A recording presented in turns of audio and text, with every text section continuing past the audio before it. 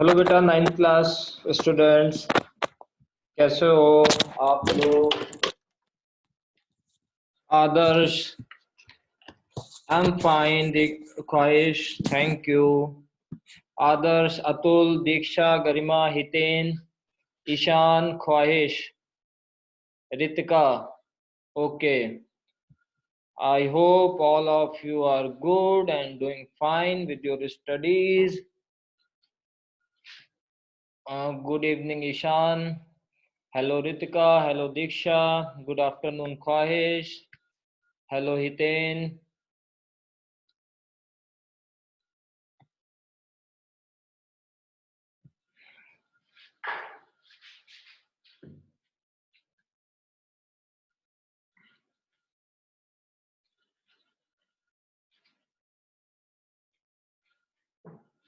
ठीक है बेटा, हमने लास्ट टाइम आदर्श, हेलो, लास्ट टाइम बेटा हमने पढ़ा था एंडोप्लाज्मिक रेटिकुलम। लास्ट टाइम हमने पढ़ा है एंडोप्लाज्मिक रेटिकुलम, हमने पढ़ा है रफ एंडोप्लाज्मिक रेटिकुलम, हमने पढ़ा स्मूथ एंडोप्लाज्मिक रेटिकुलम, हमने लास्ट टाइम पढ़ा गोल्जी बॉडीज, और हमने पढ़ा साइटोप्लाज्म। आज हम बेटा स्टार्ट करते हैं अपने नेक्स्ट सेल ऑर्गेनल से, और इस सेल ऑर्गेनल का नाम है, कोई सेल ऑर्गेनल स्टार्ट करते हैं इंपॉर्टेंट सा। नेक्स्ट सेल ऑर्गेनल मैं स्टार्ट कर रहा हूं, इसका नाम है बेटा, इसका नाम है माइटोकॉन्ड्रिया। माइटोकॉन्ड्रिया आज स्टार्ट करते हैं। ठीक है, सारे बच्चे पेन कॉपी लेके बैठे हैं आई थिंक। ठीक है, स्टार्ट करते हैं माइटोकॉन्ड्रिया।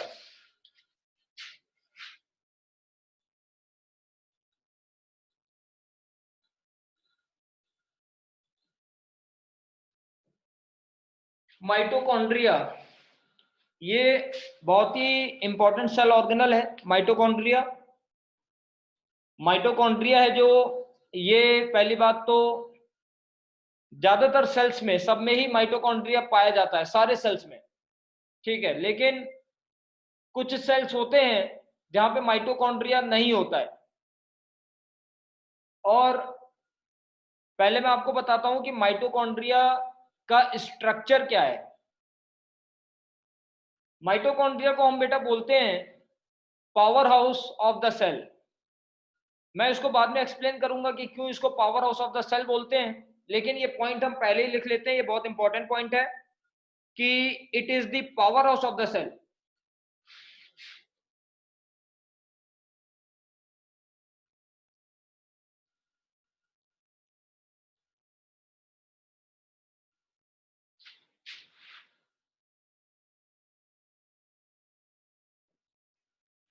इसको हम बोलते हैं कि ये power house of the cell. इसको मैं बाद में एक्सप्लेन करूंगा, पहले आपको बताता हूं कि माइटोकॉन्ड्रिया का स्ट्रक्चर क्या है। देखो बेटा, mitochondria is a double layered cell organelle. Mitochondria में दो लेयर्स होती हैं। The outer layer of mitochondria is smooth and porous. Porous means a layer which have small holes, small pores. So mitochondria is smooth. Mitochondria outer layer of mitochondria is smooth and porous. So there are some pores, some pores like structure, holes, small, tiny. There are some tiny holes. ठीक है, एक बच्चा join हो रहा। ठीक है, अनुराग, आवाज आ रही है? ठीक है अनुराग, आवाज आ रही है? तो मैंने बताया कि माइटोकॉन्ड्रिया, अनुराग हम माइटोकॉन्ड्रिया स्टार्ट कर रहे हैं आज। तो मैंने बताया माइटोकॉन्ड्रिया पावर हाउस है सेल का, it is the power house of the cell. Important है ये। Power house of the cell है माइटोकॉन्ड्रिया, और मैं स्ट्रक्चर बता रहा हूं माइटोकॉन्ड्रिया का। मैंने बताया माइटोकॉन्ड्रिया में डबल 2 लेयर्स होती हैं, और मैंने बताया कि माइटोकॉन्ड्रिया की जो आउटर लेयर है ये वाली, इसमें हमें पोर्स मिलते हैं, इसमें हमें स्मॉल होल्स मिलते हैं, टाइनी होल्स मिलते हैं। ये होल्स क्या करेंगे?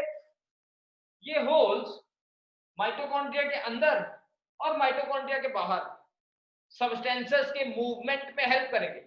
ठीक है, तो माइटोकॉन्ड्रिया के आउटर लेयर में हमें टाइनी पोर्स, टाइनी होल्स मिलते हैं।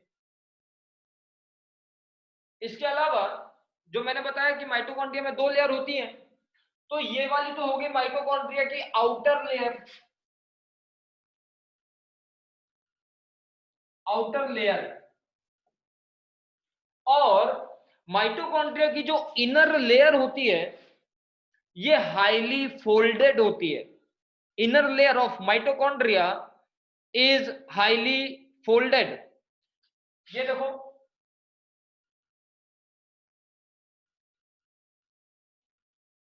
inner layer of mitochondria is highly folded। तो ये देखो,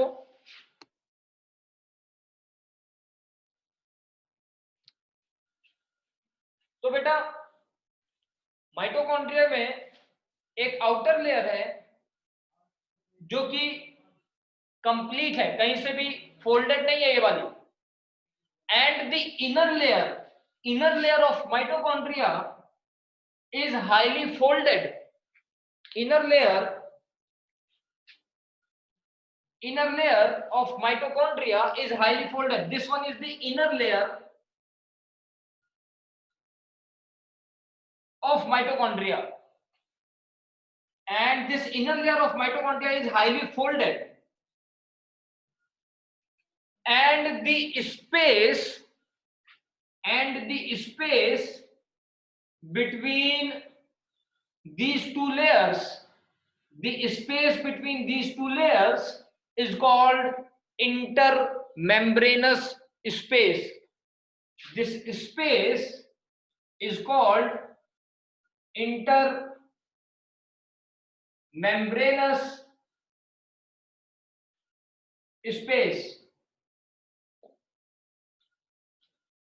and the ground substance, the material enclosed within the inner membrane, the material enclosed within the inner membrane के अंदर बेटा जो मटेरियल है, जो ग्राउंड सब्सटेंस है, इसको हम बोलते हैं matrix. So this is the matrix, of mitochondria। this is the matrix of mitochondria, and these folds are called cristae। these fold like structures, these are called cristae। these folds are called cristae। okay, and mitochondria contains ribosomes in it, right? Ribosomes are present inside mitochondria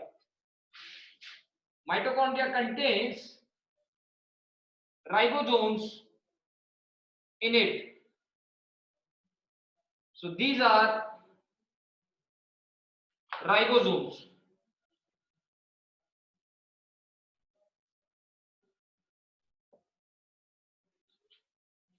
and mitochondria also contains DNA। mitochondria also contains a small segment of DNA। mitochondria contains small segment of DNA. Tell me beta, what is the full form of DNA? What is the expanded form of DNA? If anyone knows here the expanded form of DNA, then write in chat box. What is the full form of DNA? Ishan, very good. Deoxyribonucleic acid. Very good. Deoxyribonucleic acid. Sujal, okay. Khwahish, very good. Garima, you guys are so much intelligent. You remember a lot of things in your mind. Diksha, okay, very good. ठीक है, सबको पता है. तो मैंने बताया, Hiten, okay, मैंने बताया कि माइटोकॉन्ड्रिया के पास अपना डीएनए होता है. ठीक है, और आप लोगों को पता होगा, I think, okay Adarsh, deoxyribonucleic acid, आप लोग को बेटा पता होगा कि डीएनए, हमारा जो डीऑक्सीराइबोन्यूक्लिक एसिड है, वो वही डिसाइड करता है कि क्या फंक्शन परफॉर्म होने वाले हैं सेल के अंदर. और ये माइटोकॉन्ड्रिया के पास अपना खुद का डीएनए है. मैंने बताया, मैं कह रहा हूं कि इस माइटोकॉन्ड्रिया के पास अपना डीएनए है. मैं यहां बना रहा हूं, ये मैंने एक छोटा सा फ्रैगमेंट बना दिया, छोटा सा सेगमेंट बना दिया डीएनए का. ये माइटोकॉन्ड्रिया के पास अपना खुद का डीएनए है. बेटा देखो, सारे सेल ऑर्गेनल्स के पास अपना डीएनए नहीं है. बहुत सारे ऐसे सेल ऑर्गेनल हैं, जैसे हमने पढ़ा गोल्जी बॉडीज, हमने पढ़ा एंडोप्लाज्मिक रेटिकुलम, उनके पास तो डीएनए नहीं था. इसका मतलब है कि गोल्जी बॉडीज और एंडोप्लाज्मिक रेटिकुलम, ये इनको कौन ऑर्डर देगा कि तुम फंक्शन परफॉर्म करो? इनको ऑर्डर देगा न्यूक्लियस. क्योंकि न्यूक्लियस के अंदर मेन हमारा जेनेटिक मटेरियल, मेन हमारा डीएनए कहां होता है? न्यूक्लियस के अंदर होता है. तो वो सेल ऑर्गेनल जिसके पास डीएनए नहीं है, वो अपनी एक्टिविटीज परफॉर्म करेगा जब न्यूक्लियस उसको ऑर्डर देगा. जब न्यूक्लियस बताएगा कि ये फंक्शन परफॉर्म करना है, तो एंडोप्लाज्मिक रेटिकुलम या गोल्जी बॉडीज अपना फंक्शन स्टार्ट करेंगे. लेकिन माइटोकॉन्ड्रिया, इसके पास अपना डीएनए है खुद का, इसलिए ये माइटोकॉन्ड्रिया अपनी एक्टिविटीज को खुद से भी परफॉर्म कर सकता है. ठीक है, इसीलिए इसको बोलते हैं हम सेमी ऑटोनोमस सेल ऑर्गेनल. मैं लिख दूंगा अभी नोट्स में. अभी तक के लिए बेटा स्ट्रक्चर इतना है माइटोकॉन्ड्रिया का. हमने देखा माइटोकॉन्ड्रिया में, हमने देखा कि माइटोकॉन्ड्रिया की जो आउटर बाउंड्री है, माइटोकॉन्ड्रिया की जो आउटर बाउंड्री है वो स्मूथ है, पूरी की पूरी कंप्लीट है, और उसमें पोर्स भी पाए जा रहे हैं, कुछ टाइनी होल्स पाए जा रहे हैं. ये होल्स के थ्रू मटेरियल माइटोकॉन्ड्रिया के अंदर से बाहर और बाहर से अंदर मटेरियल मूव कर सकता है. और हमने देखा जो इनर लेयर है माइटोकॉन्ड्रिया की, वो हाईली फोल्डेड है. ये हाईली फोल्डेड इसलिए है जिससे कि सरफेस एरिया, इनर मेम्ब्रेन का सरफेस एरिया बढ़ जाए, इसलिए ये हाईली फोल्डेड है. और मैंने आपको बताया कि इनर मेम्ब्रेन के अंदर जो भी मटेरियल है, इसको हम बोलते हैं मैट्रिक्स. और दो मेम्ब्रेन के बीच के स्पेस को इंटरमेम्ब्रेनस स्पेस बोलते हैं. माइटोकॉन्ड्रिया के पास अपना डीएनए होता है. कुछ राइबोसोम्स प्रेजेंट होते हैं माइटोकॉन्ड्रिया के पास, राइबोसोम्स होते हैं. और ये जो फोल्ड है, ये जो फोल्ड्स होते हैं, फोल्ड्स, इन फोल्ड्स को हम बोलते हैं क्रिस्टे. ये तो है माइटोकॉन्ड्रिया का स्ट्रक्चर. अब देखो, माइटोकॉन्ड्रिया वो ऑर्गेनल है जो एनिमल्स में बेटा, माइटोकॉन्ड्रिया वो सेल ऑर्गेनल है जो एनर्जी बनाता है. एनिमल्स में mitochondria synthesizes energy and it produces energy in the form of ATP. It produces energy in the form of ATP. Okay बेटा, have you all drawn the structure? हो गया बेटा, structure बना लिया सबने? रब कर दो स्ट्रक्चर. Okay, thank you. रब कर रहा हूं मैं स्ट्रक्चर, मैं आगे बताऊंगा तो आप स्ट्रक्चर वहां से अपने कॉपी से देखेंगे। अब देखो बेटा, मैंने लिखा it is the power house of the cell. इसको हम बोलते हैं power house of the cell. क्यों? क्योंकि ये एनर्जी बनाता है। जैसे हमारे घरों में इलेक्ट्रिसिटी, जो लाइट फैन चलता है, तो ये इलेक्ट्रिसिटी इलेक्ट्रिक एनर्जी की हेल्प से चलता है। और हम लोग चलते हैं या बात करते हैं, इवन सो रहे हैं, उस टाइम भी हम एनर्जी यूज कर रहे हैं। और वो एनर्जी हम यूज करते हैं in the form of ATP. जैसा कि ख्वाहिश ने बताया, एडिनोसिन ट्राइफॉस्फेट, एटीपी का फुल फॉर्म बहुत इंपॉर्टेंट है, आपको ओलंपियाड में मिल सकता है एटीपी का फुल फॉर्म। तो मैं लिख देता हूं कि माइटोकॉन्ड्रिया पावर हाउस क्यों बोलते हैं, because it generates energy in the form of ATP. मैं इसी में आगे लिख रहा हूं, आप नेक्स्ट पॉइंट पे भी लिख सकते हो। It is the power house of the cell because it generates energy in the form of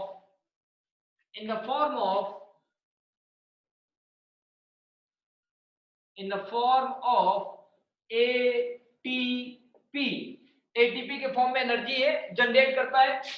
full form में लिख देता हूं, पहले भी लिखवा चुका हूं लेकिन इंपॉर्टेंट है तो फिर से लिखवा रहा हूं, एडिनोसिन ट्राइफॉस्फेट।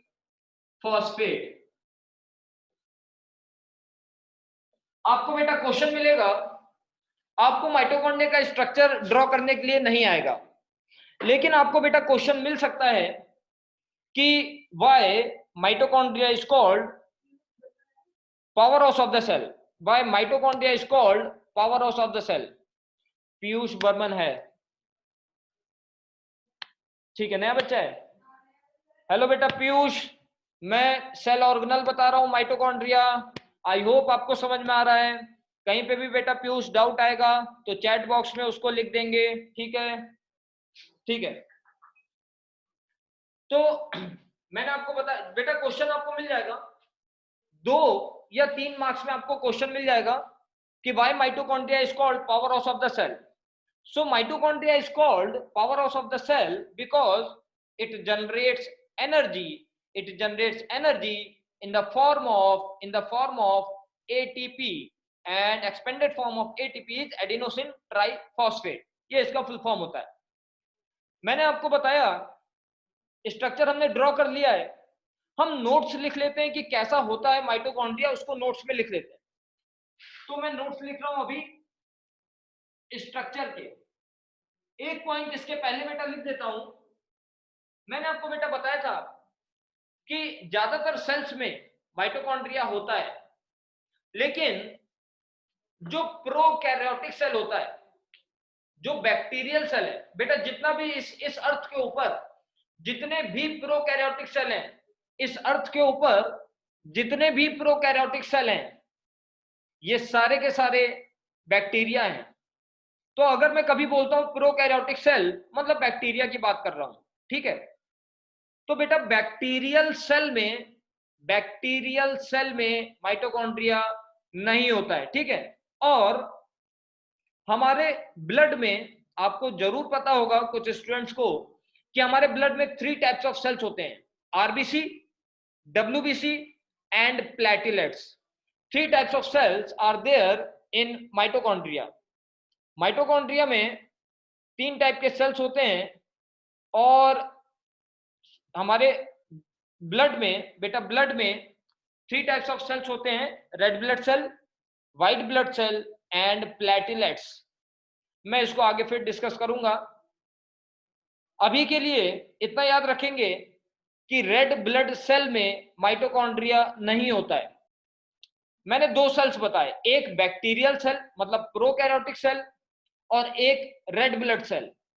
तो रेड ब्लड सेल में और प्रोकैरियोटिक सेल में माइटोकॉन्ड्रिया नहीं मिलता है। अब आप सोच रहे होंगे कि अगर इन दोनों सेल्स में माइटोकॉन्ड्रिया नहीं है तो ये दोनों सेल्स में एनर्जी, बैक्टीरिया में एनर्जी कैसे बन रही है और रेड ब्लड सेल में एनर्जी कैसे बन रही है? तो रेड ब्लड सेल में और बैक्टीरियल सेल में एनर्जी तो फॉर्म होती है, लेकिन वहां पे माइटोकॉन्ड्रिया नहीं होता है, इसलिए बहुत कम एनर्जी फॉर्म होती है और किसी दूसरे प्रोसेस से एनर्जी वहां पे बनती है। ठीक है, अभी के लिए हम लिख लेते हैं कि prokaryotic cell and red blood cells do not have mitochondria. Important point है,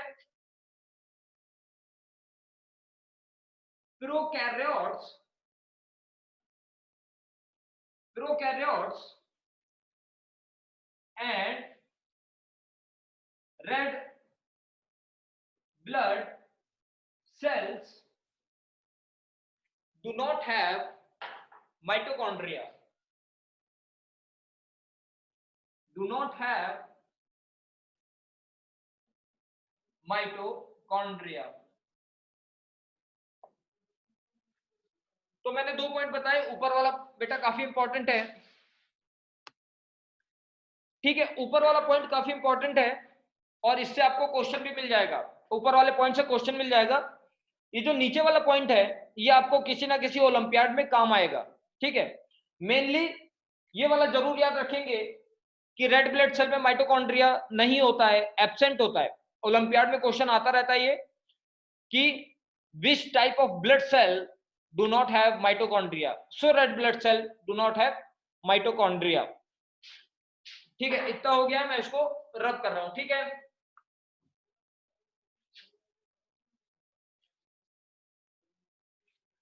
अब हम आ जाते हैं कि बेटा माइटोकॉन्ड्रिया का स्ट्रक्चर कैसा होता है। हमने डायग्राम के थ्रू देख लिया, इसके नोट्स लिखते हैं। उसके नीचे लिखेंगे बेटा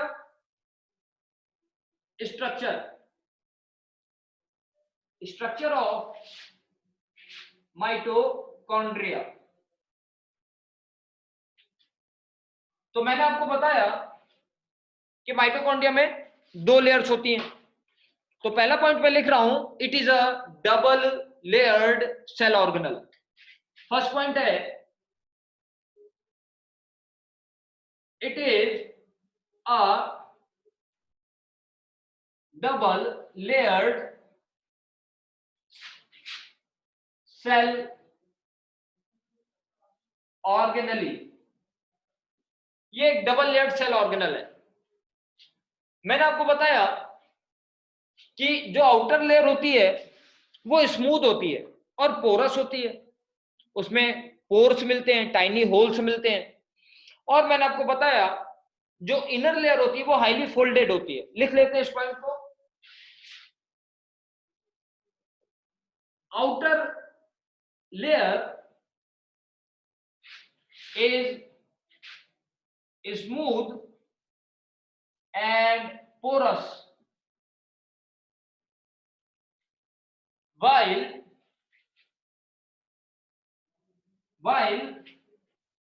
inner layer is highly folded. Inner layer highly folded है। ठीक है, फिर मैंने आपको बताया कि जो फोल्ड्स होते हैं, जो इनर लेयर में फोल्ड्स होते हैं, उन फोल्ड्स को हम बोलते हैं क्रिस्टे। उन फोल्ड्स को हम बोलते हैं क्रिस्टे। थर्ड पॉइंट लिख रहा हूं मैं, folds are called cristae. Folds को हम क्रिस्टे बोलते हैं। जो पूरा माइटोकॉन्ड्रिया था, जो मैंने इस तरह का डायग्राम बनाया था, तो हम बोलते हैं कि माइटोकॉन्ड्रिया, हम कहते हैं कि एक रॉड लाइक स्ट्रक्चर है। लिख देता हूं मैं, fourth point, it is a rod like structure. ठीक है, फिर मैंने एक पॉइंट बताया था कि इसके पास अपना डीएनए होता है। नेक्स्ट पॉइंट है कि इसके पास अपना डीएनए होता है। It contains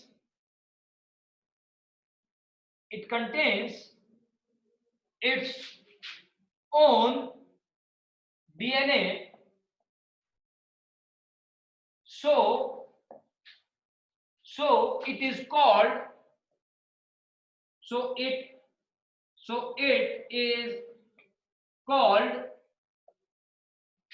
semi autonomous cell organelle. This is called semi autonomous cell organelle. Semi autonomous cell organelle. तो वो और सेल ऑर्गेनल्स जिनके पास अपना डीएनए होता है, इन ऑर्गेनल्स को हम बोलते हैं semi autonomous cell organelle. Semi autonomous cell organelle का मतलब है, सेमी का मतलब होता है हाफ, और ऑटोनोमस का मतलब है कि खुद से अपने फंक्शंस को परफॉर्म करना, ऑटोनोमस खुद से।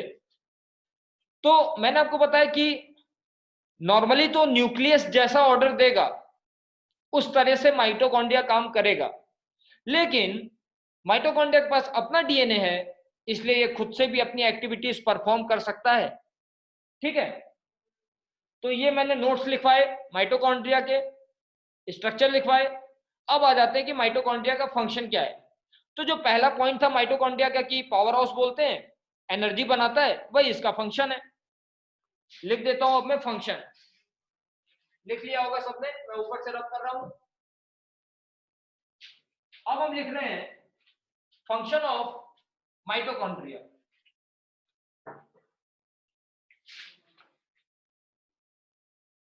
Functions of mitochondria. तो माइटोकॉन्ड्रिया का एक ही फंक्शन है, और वही बहुत इंपॉर्टेंट फंक्शन है कि ये एनर्जी बनाता है। लिख देता हूं, इट जनरेट्स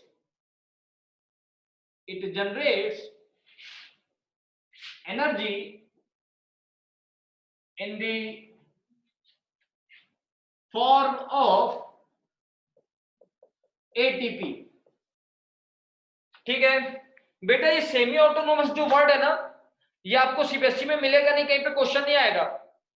ये आपको ओलंपियाड में मिल सकता है वर्ड, तो वहां पे याद रखेंगे वो सेल ऑर्गेनल जो अपनी एक्टिविटीज खुद से परफॉर्म कर सकता है, उस सेल ऑर्गेनल को हम बोलते हैं सेमी ऑटोनोमस सेल ऑर्गेनल। सिर्फ माइटोकॉन्ड्रिया ऐसा होता है और क्लोरोप्लास्ट ऐसा होता है, दो सेल ऑर्गेनल ऐसा होता है। हम अभी नेक्स्ट अब इसके बाद स्टार्ट कर रहे हैं प्लास्टिड, मतलब हम क्लोरोप्लास्ट पढ़ने वाले हैं। ठीक है, माइटोकॉन्ड्रिया खत्म। माइटोकॉन्ड्रिया में किसी को कोई डाउट नहीं है, रब कर रहा हूं मैं। कोई डाउट है तो पूछो बेटा किसी को।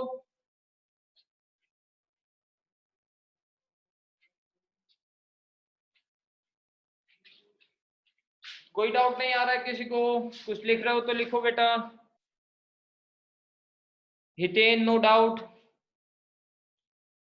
गरिमा ओके, अतुल, आदर्श,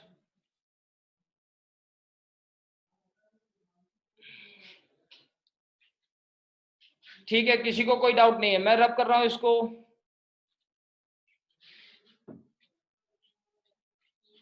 ठीक है,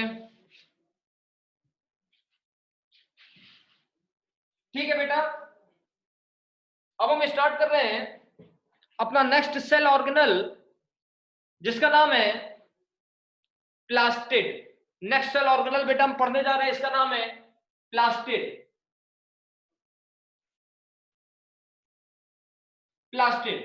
अब देखो बेटा,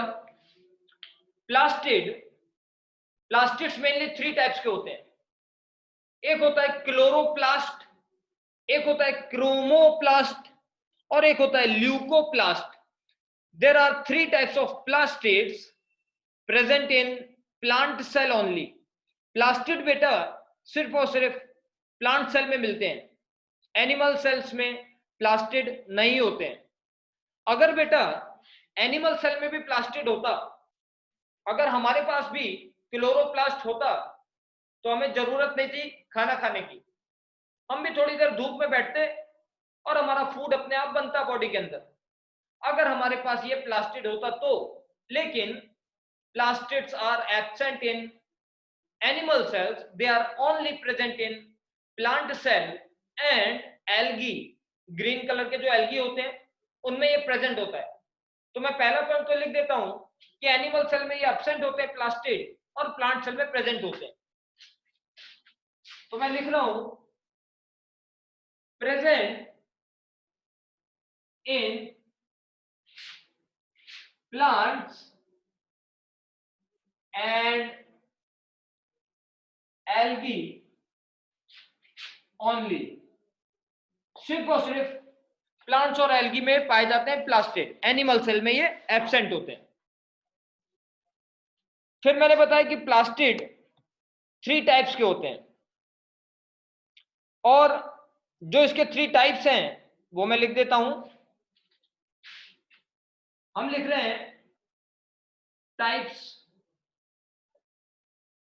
तो प्लास्टिड के जो 3 टाइप्स होते हैं, इसका पहला टाइप मैंने आपको बताया chloroplast,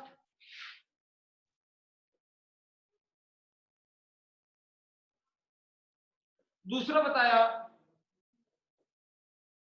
chromoplast, and third one is leucoplast. ये तो 3 तरह के प्लास्टिड्स होते हैं। अब देखो, ध्यान दो बेटा, ये जो क्लोरोप्लास्ट होता है ये ग्रीन कलर होता है। तो प्लांट्स में और एल्गी में जितना भी हमें बेटा ग्रीन कलर दिख रहा है लीव्स में या स्टेम में, अगर ग्रीन कलर दिख रहा है इसका मतलब है कि वहां पे क्लोरोप्लास्ट प्रेजेंट है। तो प्लांट्स में जो ग्रीन कलर आ रहा है वो क्लोरोप्लास्ट की वजह से आ रहा है। आगे लिख देता हूं ग्रीन कलर। और बेटा हमें प्लांट्स में जो फ्लावर में कलर दिखता है, जो फ्रूट में कलर दिखता है, yellow, red, orange, different colors are seen in flowers and fruits, and these colors are due to the presence of chromoplast। बेटा ध्यान रखिए, क्लोरोप्लास्ट सिर्फ ग्रीन कलर देता है और chromoplast yellow to red colour देता है। येलो से लेकर रेड कलर, जो भी कलर्स आ रहे हैं बीच में, वो मेनली क्रोमोप्लास्ट की वजह से आ रहे हैं। लिख रहा हूं yellow to red colour, yellow to red colour chromoplast देता है, जो कि हमें फ्लावर्स में और फ्रूट्स में कलर दिखता है वो क्रोमोप्लास्ट की वजह से होता है। ये जो ल्यूकोप्लास्ट होता है इसका कोई कलर नहीं होता है, हम बोलते हैं कि ये कलरलेस है। ल्यूकोप्लास्ट एक कलरलेस है सेल ऑर्गेनल, एक कलरलेस प्लास्टिड है। ये कलरलेस है, ठीक है। अभी हम बेटा मेनली थोड़ा पढ़ेंगे क्लोरोप्लास्ट के बारे में, ठीक है। ठीक है, 9th क्लास में क्लोरोप्लास्ट के बारे में थोड़ा पढ़ते हैं, ठीक है। इतना रब कर रहा हूं मैं, हो गया सबका? एक बच्चा बता दो, हो गया? रब कर रहा हूं बेटा मैं, ठीक है, ठीक है, थैंक यू। ओके ख्वाहिश, ठीक है। देखो मैं आपको बताने जा रहा हूं थोड़ा बहुत सूजलोग के क्लोरोप्लास्ट के बारे में। थोड़ा पढ़ते हैं क्लोरोप्लास्ट।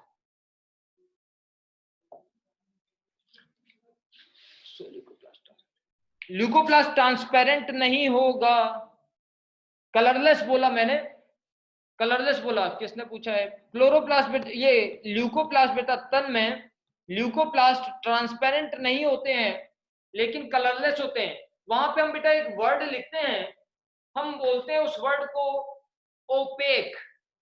ये वर्ड है बेटा ओपेक, मतलब ट्रांसपेरेंट नहीं है, हम बोल रहे हैं ओपेक, बहुत ही धुंधला दिखेगा उसके आर पार, अच्छा साफ नहीं दिखेगा, आर पार दिखेगा ही नहीं वैसे एक तरह से, है ना, आप देख नहीं पाओगे, ट्रांसपेरेंट बिल्कुल भी नहीं है वो, मैं कह रहा हूं कलरलेस है। और बेटा कुछ कुछ बुक्स में, कुछ रिफ्रेशर्स में दिया होता है कि ल्यूकोप्लास्ट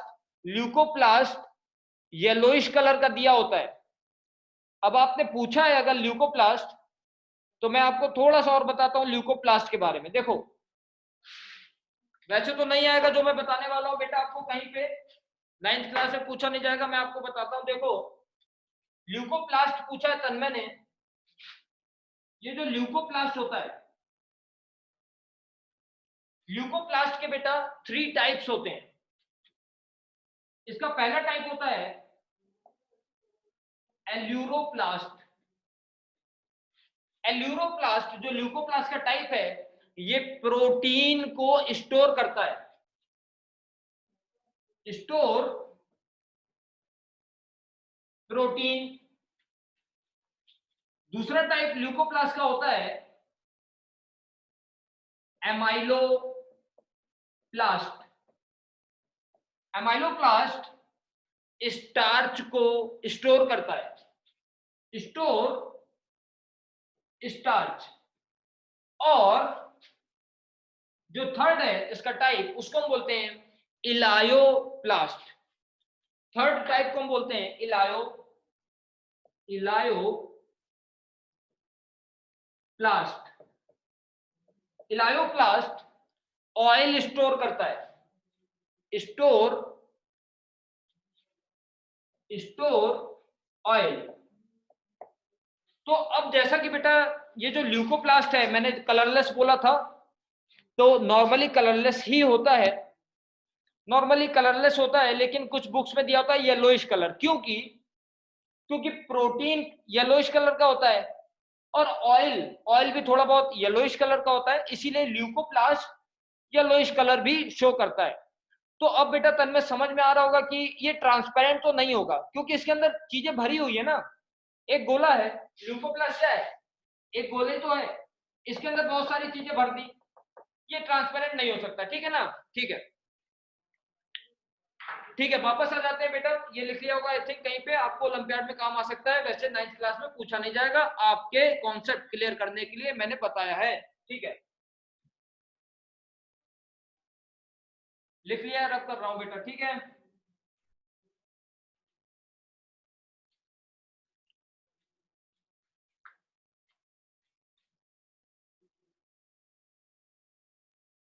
ठीक है, थैंक यू दीक्षा। मैं एक्चुअली बायोलॉजी में क्या होता है ना बेटा, स्पेलिंग बहुत इंपॉर्टेंट होती है, और स्पेलिंग आप गलत नहीं करना कहीं पे भी, इसीलिए मैं है ना थोड़ा टाइम देता हूँ लिखने के लिए, स्पेलिंग नहीं गलत करना बेटा, स्पेलिंग बहुत इंपॉर्टेंट है बायोलॉजी में, ठीक है। आ जाते हैं, हमें थोड़ा बहुत पढ़ना है क्लोरोप्लास्ट के बारे में। पहली बात, क्लोरोप्लास्ट वो ग्रीन कलर का सेल ऑर्गेनल है जो फोटोसिंथेसिस प्लांट्स में फूड बनाने वाले प्रोसेस को परफॉर्म करता है। क्लोरोप्लास्ट वो सेल ऑर्गेनल है जो फूड प्रिपेयर करता है, ठीक है। तो लिख देता हूं, green colour cell organelle, green colour cell organelle, Shubham ये मार्कर में इंक डालना, green colour cell organelle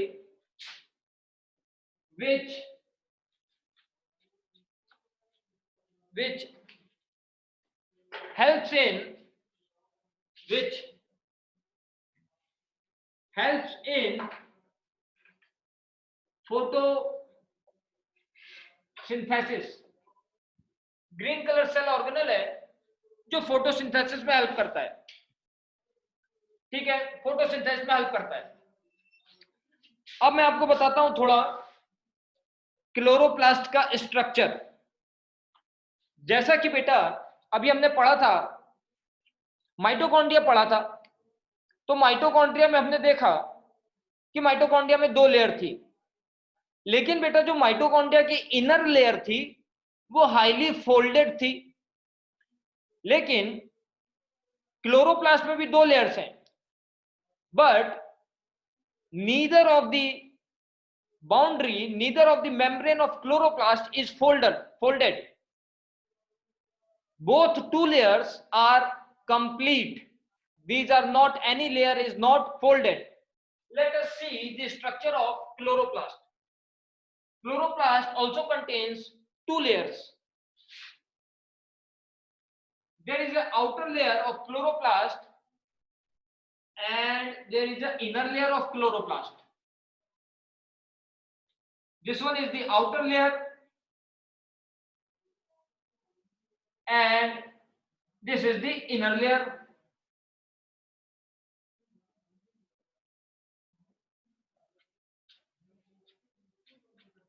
Inside these 2 layers, the fluid like cytoplasm, the liquid inside these 2 layers in chloroplast, fluid like structure is present, and this fluid like structure is called stroma. This fluid like structure is called stroma. This is a liquid like, fluid like structure, and in the stroma of chloroplast we found some coin like structures. In the chloroplast, in the stroma of chloroplast we found some coin like structures, and these coin like structures, these are called thylakoid. These coin like structures are called thylakoid.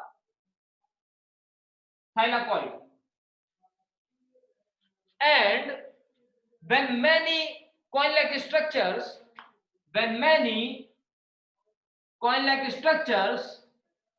arrange themselves in a parallel fashion, then stacks of thylakoid,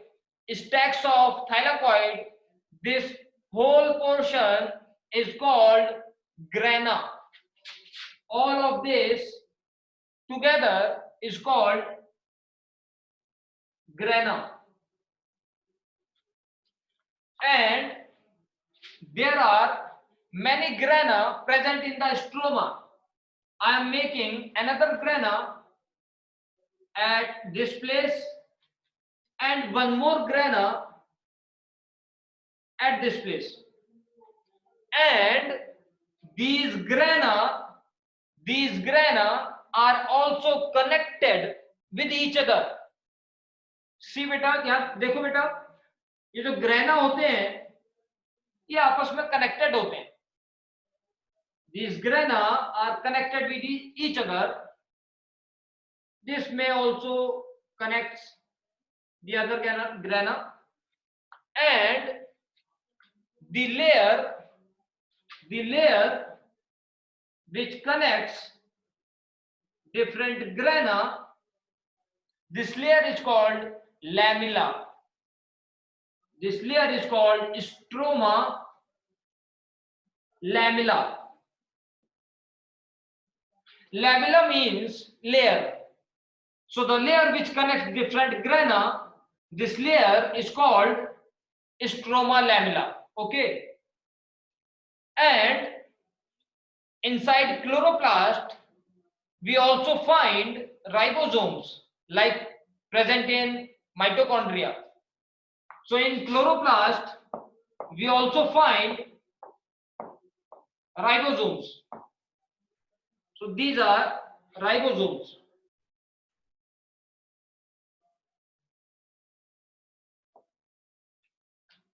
These are ribosomes. And I have told you earlier that chloroplast also contains DNA. मैंने बताया था बेटा 2 ही cell organelle में अपना खुद का DNA होता है.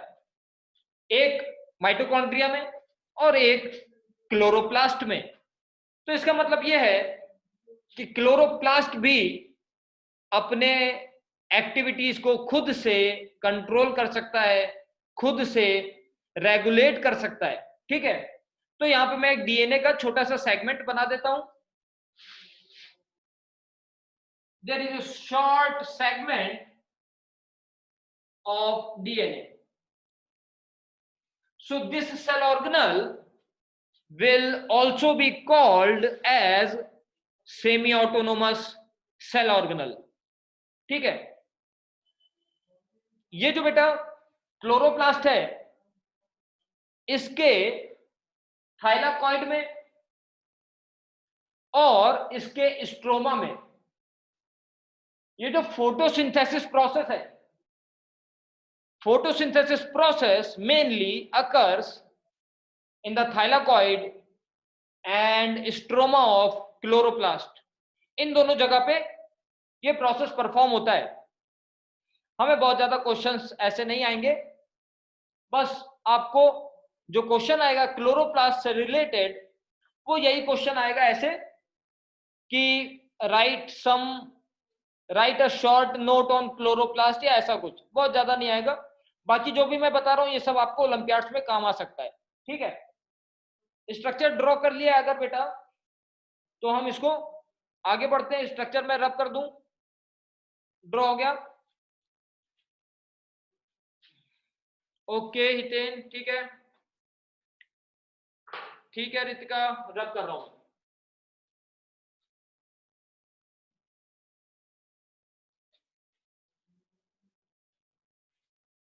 ठीक है, ठीक है आदर्श, हमने देखा, मैंने बताया अभी तक कि क्लोरोप्लास्ट ग्रीन कलर का सेल ऑर्गेनल है जो फोटोसिंथेसिस में, सूजल जो फोटोसिंथेसिस में हेल्प करता है। ये ग्रीन कलर का सेल ऑर्गेनल है। थोड़ा लिखते हैं हम लोग, थोड़ा नोट्स लिख लेते हैं क्लोरोप्लास्ट के स्ट्रक्चर के बारे में। Structure of chloroplast.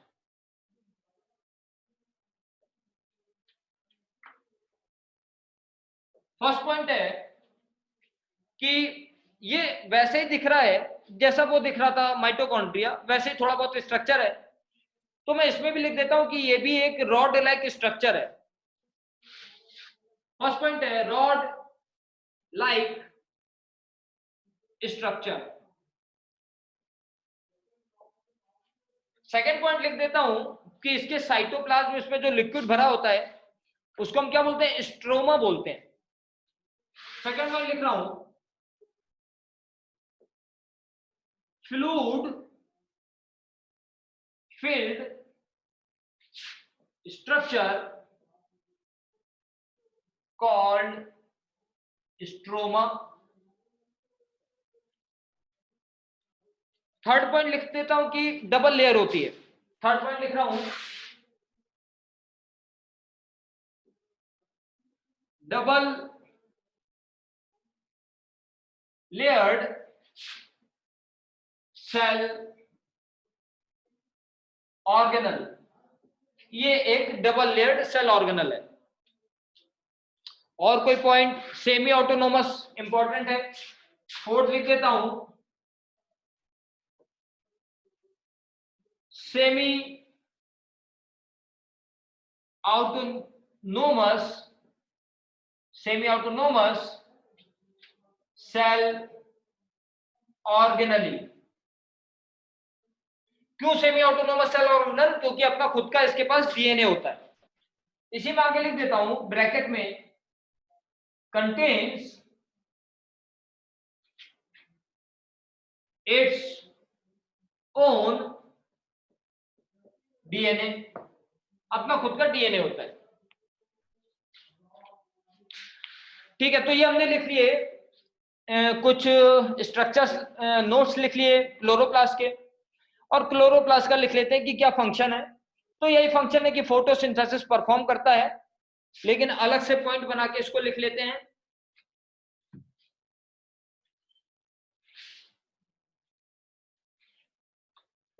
मैं लिख रहा हूं फंक्शन ऑफ क्लोरोप्लास्ट। पहला फंक्शन बताया कि ये फोटोसिंथेसिस परफॉर्म करता है।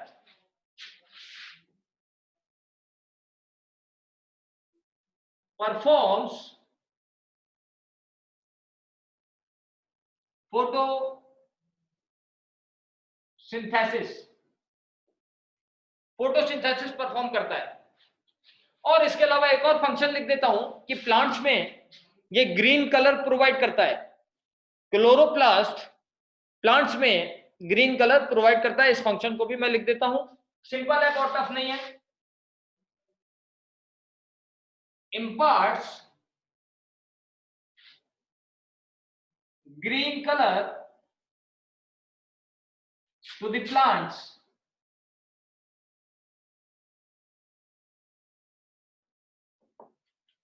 ठीक है, हमने पढ़ लिया। प्लास्टिड पूरा कंप्लीट किया। प्लास्टिड में मैंने आपको 3 टाइप के बताए, क्रोमोप्लास्ट, क्लोरोप्लास्ट एंड ल्यूकोप्लास्ट, जिसमें से हमने क्लोरोप्लास्ट को डीप में पढ़ा। ठीक है, अब आ जाते हैं किसी दूसरे सेल ऑर्गेनल पे। ठीक है, चलो बेटा मैसेज में बताओ कि ये सबसे ज्यादा क्लोरोप्लास्ट कहां पे मिलेगा, लीफ में, स्टेम में या रूट में? सबसे ज्यादा क्लोरोप्लास्ट कहां पे मिलेगा, रूट, स्टेम या लीफ? लीफ। ठीक है, वेरी गुड, बहुत जल्दी आंसर दिया ख्वाहिश ने। सबको पता था आई थिंक। ठीक है आदर्श, सबको पता है ग्रीन कलर सबसे ज्यादा लीफ में होता है, इसलिए लीफ में ही सबसे ज्यादा क्लोरोप्लास्ट होगा। ठीक है, सबको पता है लीव्स में होता है। ठीक है रितिका, आदर्श, अतुल, हितेन, सबको पता है। ठीक है दीक्षा, ओके। हमने क्लोरोप्लास्ट खत्म किया है, प्लास्टिड खत्म किया। अब आ जाते हैं अपने किसी नेक्स्ट सेल ऑर्गेनल पे। ठीक है तन्मय, आ जाते हैं किसी नेक्स्ट सेल ऑर्गेनल पे। मैं स्टार्ट कर रहा हूं नेक्स्ट सेल ऑर्गेनल। क्या पढ़े बताओ, मैसेज करो, कौन सा सेल ऑर्गेनल बताऊं? आप लोग को कोई पता है एक्स्ट्रा तो बताओ, कोई भी सेल ऑर्गेनल स्टार्ट करूं। Lysosome, very good. Lysosome is one of the most important cell organelle in 9th class. ठीक है, लाइसोसोम स्टार्ट करते हैं। ये देखो हम पढ़ने जा रहे हैं lysosome.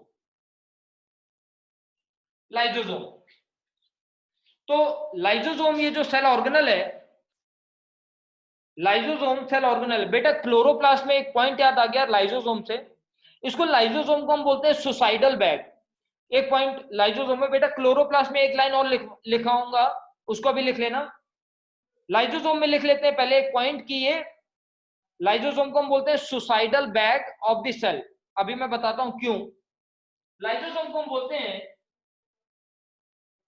It is the suicidal bag of the cell। Lysosome को हम बोलते हैं कि ये सुसाइडल बैग है सेल का। अब देखो बेटा, हमने बोला था कि माइटोकॉन्ड्रिया को हम बोलते हैं power house of the cell, क्योंकि वो एनर्जी बनाता है।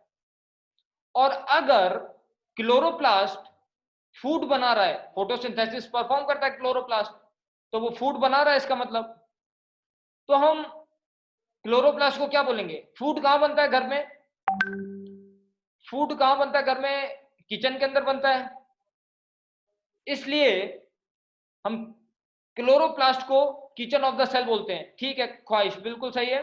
हम क्लोरोप्लास्ट, क्योंकि वहां पे फूड बन रहा है, इसलिए क्लोरोप्लास्ट को किचन ऑफ द सेल बोलते हैं। आप लोग बेटा लिख लो क्लोरोप्लास्ट में एक point, it is called kitchen of the cell. Chloroplast में लिख लो बेटा, सारे लोग लिख लो, it is called kitchen of the cell. मैं नहीं लिख रहा हूं, लिख लो आप लोग क्लोरोप्लास्ट में एक point, kitchen of the cell. हो जाएगा तो बताओ मुझे डन।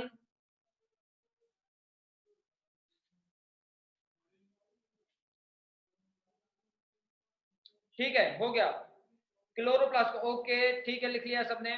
तो क्लोरोप्लास्ट को हम किचन ऑफ द सेल बोलते हैं क्योंकि वहां पे फूड बनता है। ओके दीक्षा, हो गया सबका, ठीक है। ठीक है आदर्श, ओके। चलो अब पढ़ते हैं हम लोग, लाइजोसोम पढ़ते हैं। लाइजोसोम स्टार्ट करते हैं। मैंने बताया कि लाइजोसोम को हम बोलते हैं सुसाइडल बैग। पहली बात तो ये ध्यान दो कि हमने अभी पढ़ा माइटोकॉन्ड्रिया और हमने पढ़ा क्लोरोप्लास्ट। माइटोकॉन्ड्रिया और क्लोरोप्लास्ट दोनों ही सेल ऑर्गेनल में दो लेयर्स थी, लेकिन लाइजोसोम में एक लेयर होती है, सिंगल लेयर होती है। लाइजोसोम में सिंगल लेयर होती है। तो लाइजोसोम का ऐसा कोई बहुत इंपॉर्टेंट डायग्राम नहीं है। ये बना दिया मैंने एक सेल ऑर्गेनल लाइजोसोम, और इसमें सिंगल लेयर है। लिख देता हूं single outer layer. Single outer layer है लाइजोसोम में, और इसके अंदर भरे हुए हैं एंजाइम्स। गरिमा ने अभी बताया था कि इसके अंदर एंजाइम्स होते हैं। यहां पे मैं लिख रहा हूं डाइजेस्टिव एंजाइम्स। यहां पे डाइजेस्टिव एंजाइम्स है। ये लाइसोसोम का स्ट्रक्चर है। ड्रॉ कर लो बेटा कहीं पे, बेटा ड्रॉ कर लो कहीं पे। हाँ पापा क्लास में हूं, अभी फोन करता हूं। ड्रॉ कर लो बेटा।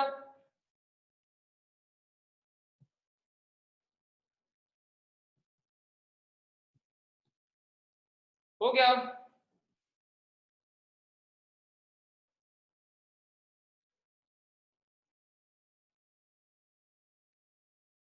ठीक है, ओके अनुराग, हो गया। ओके, रब करता हूं मैं इसको। अब देखो बेटा, ध्यान दो इधर, ये देखो। सबसे पहले मैं आपको बताता हूं कि इसका क्या मतलब होता है एंजाइम का, तभी हम आगे समझ पाएंगे कि क्यों इसको सुसाइडल बैग बोलते हैं। देखो बेटा, ये जो एंजाइम होता है ना, एंजाइम, ये जो मैं अभी बता रहा हूं बेटा, ये लाइसोसोम के अंडर में नहीं है। मैं आपको अलग से बता रहा हूं एंजाइम के बारे में। देखो, एंजाइम जो होता है,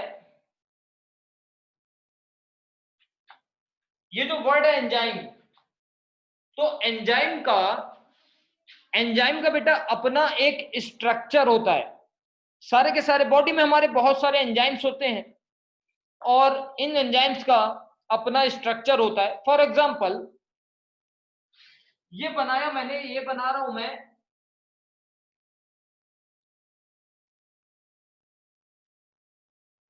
ये बनाया मैंने एक एंजाइम।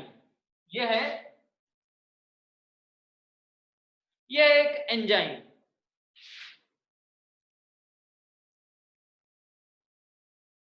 देखो बेटा करता क्या है ये एंजाइम।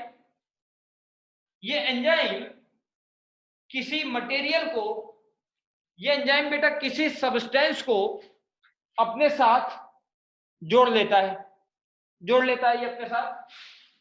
मैं इसमें, मैंने बेटा इस एंजाइम में ये ये जोड़ दूंगा मैं, तो ये कैसा बन जाएगा? देखो ये बेटा कुछ ऐसा बन जाएगा। ये एंजाइम था, और इस एंजाइम ने अब अपने साथ इसको जोड़ लिया है। ठीक है, अब देखो ये एंजाइम क्या करेगा। ये एंजाइम इस मटेरियल को तोड़ देगा, इसको ब्रेक डाउन करेगा। तो एंजाइम का मेनली यही काम होता है कि ये ब्रेक डाउन कर देता है चीजों का, उनको तोड़ देता है, डिकम्पोज कर देता है। ये एंजाइम क्या करेगा कि एंजाइम इसको तोड़ देगा, और तोड़ने के बाद ये खुद अलग हो जाएगा। एंजाइम अलग हो गया। समझ गए? एंजाइम क्या करता है, किसी भी मटेरियल को एंजाइम तोड़ देता है। क्लियर है? डायग्राम बना लिया कहीं पे? डायग्राम बना लिया, ठीक है, हो गया। आगे बढ़ते हैं। एंजाइम ऐसे कुछ काम करता है, ठीक है। अब देखो बेटा आगे, ये देखो, ये रब करता हूं।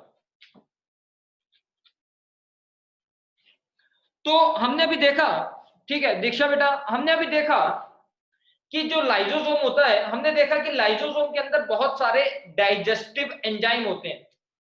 नॉर्मली बोल सकते हैं बहुत सारे एंजाइम्स होते हैं लाइजोसोम के अंदर। अब देखो,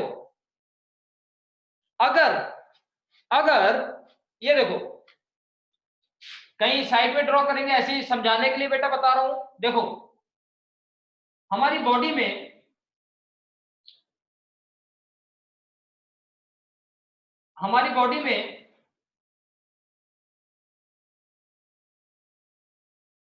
ये एक ऑर्गेनिज्म है, एक ह्यूमन है, इसको खाना नहीं मिलता इसलिए पतला हो गया थोड़ा। तो ये जो है, मैंने माना, ये बेटा ध्यान दो, मैंने माना कि इसकी बॉडी में एक सेल है, ये मैंने एक सेल बना दिया इसकी बॉडी में। अब देखो बेटा, इस सेल को मैं और बड़ा बनाता हूं थोड़ा। इसकी बॉडी में मैंने एक बना दिया सेल, ये एक सेल है।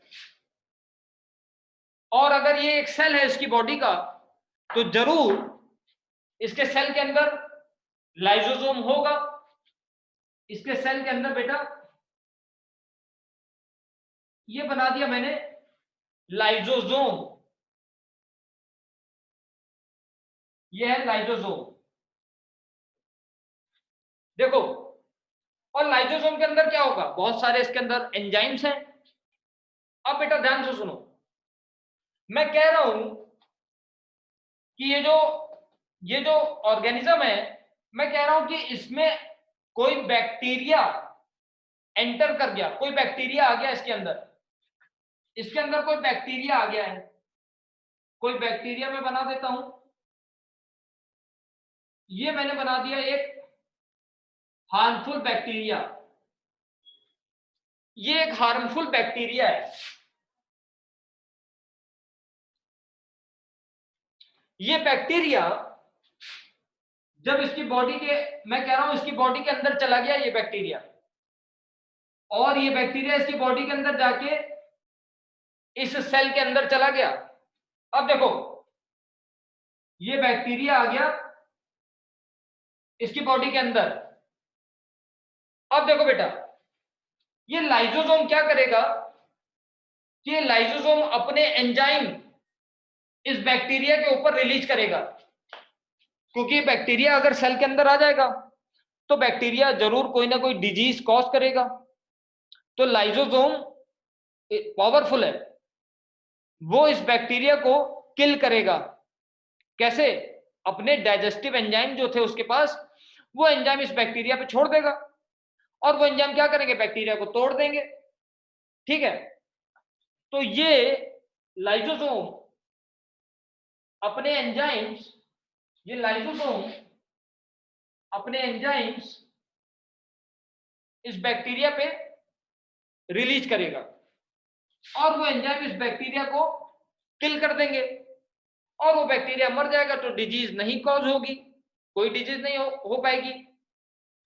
लेकिन ध्यान से सुनो, लेकिन अगर उसके एंजाइम, लाइसोसोम के एंजाइम इस बैक्टीरिया को नहीं मार पाएंगे, अगर ये लाइसोसोम कमजोर पड़ जाएगा, तो लाइसोसोम के एंजाइम अगर इसको बैक्टीरिया को नहीं मार पाएंगे, तो लाइसोसोम के एंजाइम फिर क्या करेंगे, देखो, लाइसोसोम के एंजाइम अगर इस बैक्टीरिया को नहीं मार पाएंगे, तो वो लाइसोसोम के एंजाइम अपने सेल में इधर उधर चले जाएंगे, और वो इस सेल को मार देंगे, इस सेल को खत्म कर देंगे, इस सेल को तोड़ देंगे। और अगर इस बैक्टीरिया जो सेल में ये गया था, अब वो सेल ही नहीं रहा, तो बैक्टीरिया तो न्यूट्रिशन नहीं मिलेगा, बैक्टीरिया को फूड नहीं मिलेगा, क्योंकि बैक्टीरिया जिस सेल में गया था, लाइसोसोम बैक्टीरिया को नहीं मार पा रहा था, तो लाइसोसोम ने अपने सेल को ही खत्म कर दिया, इसलिए अब फिर से बैक्टीरिया खराब हो जाएगा, अब वो फिर काम नहीं कर पाएगा। तो बेटा लाइसोसोम को हम सुसाइडल बैग इसलिए कहते हैं क्योंकि ये अपने ही सेल की सुसाइड कर सकता है, ये अपने ही सेल को मार सकता है, इसलिए हम इसको बोलते हैं सुसाइडल बैग। बेटा क्लियर है कि इसको क्यों सुसाइडल बैग बोलते हैं? तो मैं इसका नोट्स लिखवा दूं, क्यों इसको सुसाइडल बैग बोलते हैं, क्लियर है? क्योंकि ये अपने ही सेल को मार सकता है, अपने ही सेल की डेथ कॉज कर सकता है। ठीक है, ख्वाहिश क्लियर है गरिमा? ओके ठीक है, ठीक है। तो ये जो आदमी था जिसने खाना नहीं खाया था, इसको मैं रब कर दे रहा हूं, ठीक है, रब कर रहा हूं। अब हम लिखते हैं बेटा, ये बहुत इंपॉर्टेंट क्वेश्चन है, बहुत ही ज्यादा इंपॉर्टेंट क्वेश्चन है बेटा। रितिका 3 मार्क्स में आपको क्वेश्चन मिल सकता है, 3 मार्क्स में क्वेश्चन मिल सकता है कि why lysosome is called suicidal bag. तो मैं लिख देता हूं, अभी मैंने लिखा है कि it is called, it is the suicidal bag of the cell. लिख देता हूं क्यों, बिकॉज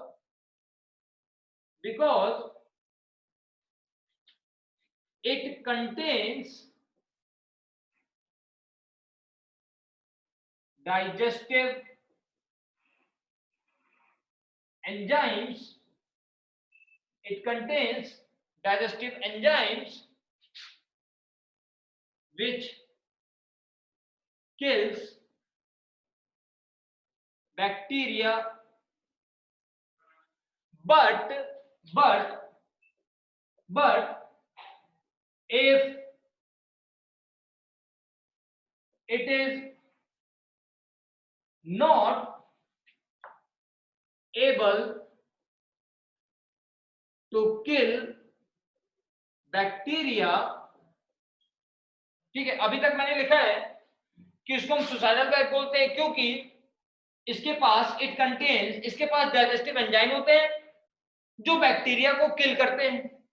लेकिन अगर ये बैक्टीरिया को किल करने के एबल नहीं है तो क्या होगा? then it bursts, अगर एबल नहीं है किल करने के तो ये बस्ट हो जाएगा, then it bursts and digest its own cell। तो हमने लिखा है कि हम इसको सुसाइडल बैग इसलिए बोलते हैं क्योंकि वैसे तो इसके पास डाइजेस्टिव एंजाइम्स होते हैं जो बैक्टीरिया को किल करते हैं, लेकिन अगर ये बैक्टीरिया को नहीं किल कर पाएगा तो ये बस्ट हो जाता है लाइसोसोम, तब लाइसोसोम बस्ट हो जाएगा और अपने ही सेल को डाइजेस्ट कर जाएगा। वैसे तो ये डाइजेस्ट करना चाहता था बैक्टीरिया को, लेकिन उसको मार नहीं पाया, तो ये बस्ट हो गया और उसके एंजाइम्स ने अपने ही सेल को डाइजेस्ट कर दिया। That is why it is called suicidal bag of the cell. Clear है सबको बेटा? इंपॉर्टेंट लिखेंगे इसमें, 3 मार्क्स लिखेंगे, यहाँ पे 3 मार्क्स का क्वेश्चन आ सकता है, यहाँ लिखेंगे बेटा 3 मार्क्स, बहुत इंपॉर्टेंट है ये क्वेश्चन। आपको मिल सकता है why lysosome is called suicidal bag, तो उसका आंसर लिख दिया मैंने, ठीक है, क्लियर है सबको? आगे चले, रब कर दूं, रब कर दूं बेटा, यस और नो, रब कर दूं? ठीक है, ओके, ठीक है, रब कर रहा हूं, ठीक है गरिमा, ख्वाहिश, ओके, रब कर रहा हूं मैं।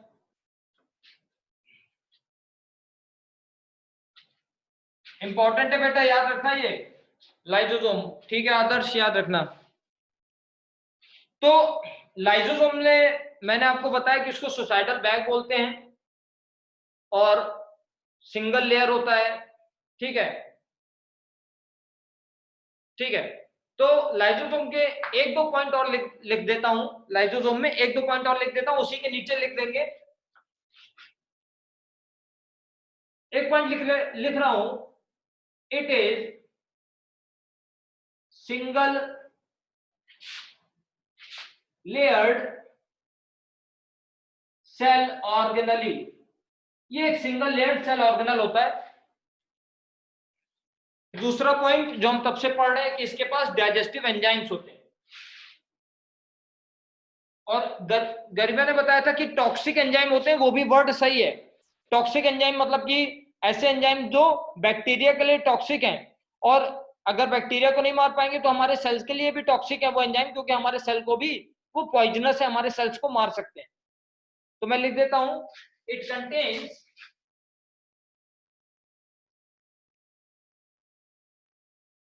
Digestive enzymes. डाइजेस्टिव एंजाइम्स होते हैं इसके पास, सिंगल लेयर्ड होता है। फंक्शन लिख देते हैं, क्या फंक्शन है? फंक्शन यही है कि बैक्टीरिया को किल करता है। फंक्शन लिख लेते हैं इसका, लाइसोसोम का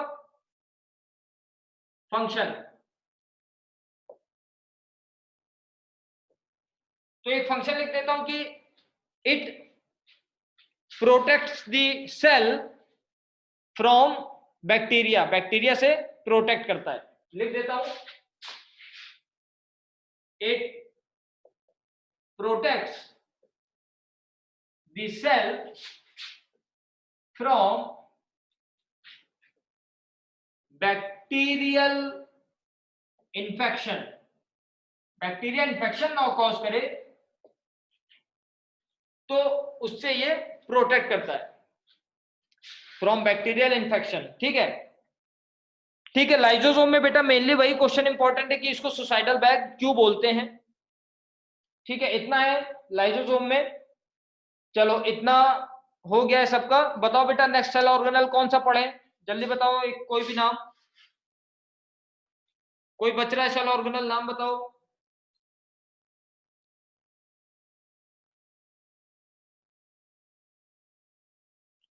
ख्वाहिश, वैक्यूल, ठीक है, वेरी गुड। वैक्यूल स्टार्ट करते हैं। वैक्यूल ये वाला हो गया, रब कर रहा हूं उसको।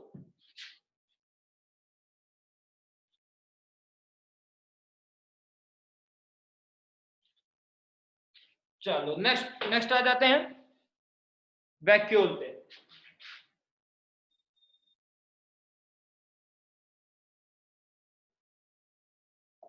वैक्यूल, पहली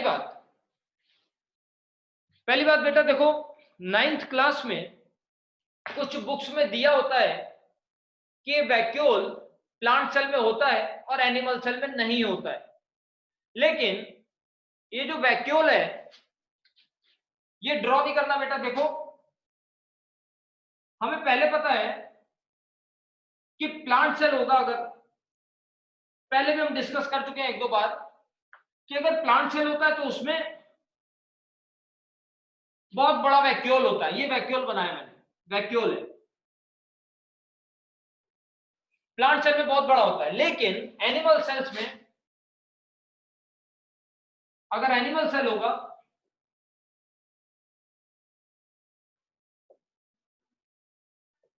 अगर एनिमल सेल होगा तो वहां पे हमें बहुत छोटे छोटे वैक्यूल्स मिलते हैं और बहुत सारे मिलते हैं। प्लांट सेल में एक ही होता है वैक्यूल, लेकिन एनिमल सेल में बहुत सारे छोटे छोटे वैक्यूल होते हैं। ठीक है, तो वैक्यूल में लिख देता हूं मैं एक पॉइंट। अब बताना समझ में आया कि नहीं पॉइंट। देखो मैं पहला पॉइंट लिख रहा हूं वैक्यूल में, large and single vacuole is present in plant cell, but small and many vacuoles are present in animal cell. Large and many vacuoles are present in animal cell. Small and many vacuoles are present in animal cell. ठीक है, अब देखो बेटा vacuole की जो layer होती है, vacuole की जो मेम्ब्रेन है, जो उसकी बाउंड्री है, तो ओलंपियाड का बहुत अच्छा क्वेश्चन है कि वैक्यूल की जो मेम्ब्रेन होती है, इसको हम बोलते हैं टोनोप्लास्ट, इसको हम बोलते हैं टोनोप्लास्ट। नेक्स्ट पॉइंट लिख देता हूं, टोनोप्लास्ट। टोनोप्लास्ट क्या होता है? मेम्ब्रेन, जो वैक्यूल की मेम्ब्रेन होती है उसको हम टोनोप्लास्ट बोलते हैं। Membrane of vacuole is called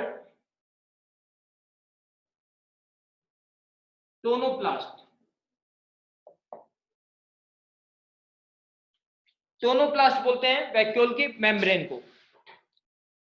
आपकी बुक में बेटा एनसीईआरटी में जहां पे वैक्यूल दिया हुआ है, जहां पे वैक्यूल के नोट्स दिए हुए हैं, वहां पे आपको एक पॉइंट लिखा हुआ है कि vacuole can take up to 50 to 90% volume of a plant cell. तो प्लांट सेल का 50 to 90% एरिया वैक्यूल कवर कर सकता है।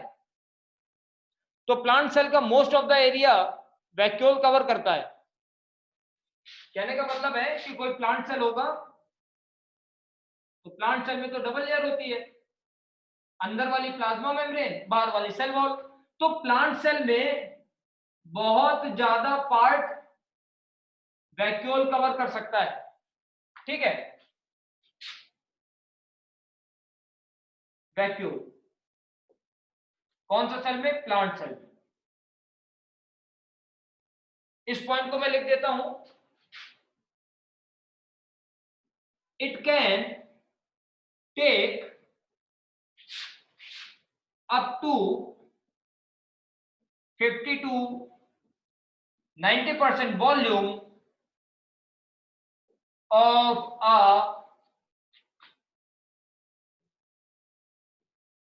Plant cell. ओलंपियाड का अच्छा क्वेश्चन है बेटा। आपको क्वेश्चन मिलेगा कि how much volume a vacuole can cover in a plant cell, तो वहां पे ऑप्शन आपको दिया होगा 50 to 90% वॉल्यूम, ठीक है। हमने वैक्यूल के नोट्स लिखे। अब हम देखते हैं कि वैक्यूल का फंक्शन क्या है, तो हम वैक्यूल का फंक्शन लिखेंगे। रब कर दे रहा हूं, एक भी बता दो बेटा, बच्चा कोई रब कर दो, इसको रब कर दो सब।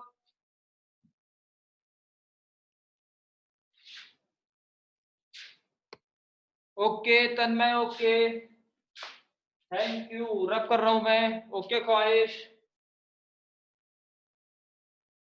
ख्वाहिश कुछ कह रहे हो? ख्वाहिश सर, ख्वाहिश कुछ कह रहे हो बेटा, या फिर रब करने के लिए कह रहे हो? मैं रब कर रहा हूं सब, ठीक है। देखते हैं बेटा वैक्यूल का फंक्शन क्या है। वैक्यूल का फंक्शन ऑफ वैक्यूल तो सिंपल सा है। आई थिंक आप लोग को पता होगा कि वैक्यूल खाली जगह होती है, फ्री स्पेस होता है, जहां पे फूड स्टोर कर सकते हैं। और जरूरी नहीं है कि सिर्फ फूड स्टोर करें, हम वैक्यूल में water, waste material, food, gas, कुछ भी स्टोर कर सकते हैं। बेटा पता है, जो पानी वाले प्लांट होते हैं ना, तो पानी वाले प्लांट्स में आपने देखा होगा, जो वाटर में होते हैं प्लांट्स, तो वहां पे आपने देखा होगा कि वो वाटर वाले प्लांट्स, उनकी रूट्स होती हैं ऐसे, अगर रूट्स नीचे बनाई मैंने और ये उसकी लीव्स बनाई, तो ये जो पानी वाले प्लांट होते हैं, फ्लावर बना देता हूं सुंदर सा। बेटा ये जो पानी वाले प्लांट होते हैं ना, ये वाटर के सरफेस पे फ्लोट करते हैं, इसी पे फ्लोट करते हैं। अब इनमें कहां पे ये क्यों फ्लोट कर रहा है? क्योंकि इनके सेल्स में जो वैक्यूल होता है ना, उसमें गैस भरी हुई होती है, उसमें एयर फिल्ड होता, उसमें एयर फिल होती है, इसलिए ये फ्लोट करते हैं। ठीक है, तो वैक्यूल मैं ये बताना चाहता हूं कि वैक्यूल हो सकता है कि फूड स्टोर करे, हो सकता है कि वेस्ट मटेरियल स्टोर करे, और हो सकता है कि वो एयर भी स्टोर कर सकता है। तो फंक्शन लिख लेते हैं वैक्यूल का, लिख देता हूं, it is free space which helps in storage। ये स्टोरेज में हेल्प करता है। और किस चीज का स्टोरेज मैंने बताया, storage like food, waste material, like and air etcetera. और भी चीजें स्टोर कर सकता है, लाइक गम्स, रेजिन्स, अलग अलग प्लांट में अलग अलग चीजें वैक्यूल स्टोर कर सकता है। तो वैक्यूल का यही इंपॉर्टेंट फंक्शन है कि ये मटेरियल्स को स्टोर करता है। ठीक है, वैक्यूल कवर हो गया। वैक्यूल के आगे बताओ बेटा, और कोई सेल ऑर्गेनल बच रहा है क्या? बुक से और कोई सेल ऑर्गेनल बताओ अगर बच रहा है तो। हमने सब कवर कर लिया आई थिंक। कुछ बुक से बचा है सेल ऑर्गेनल, कोई तो बताओ।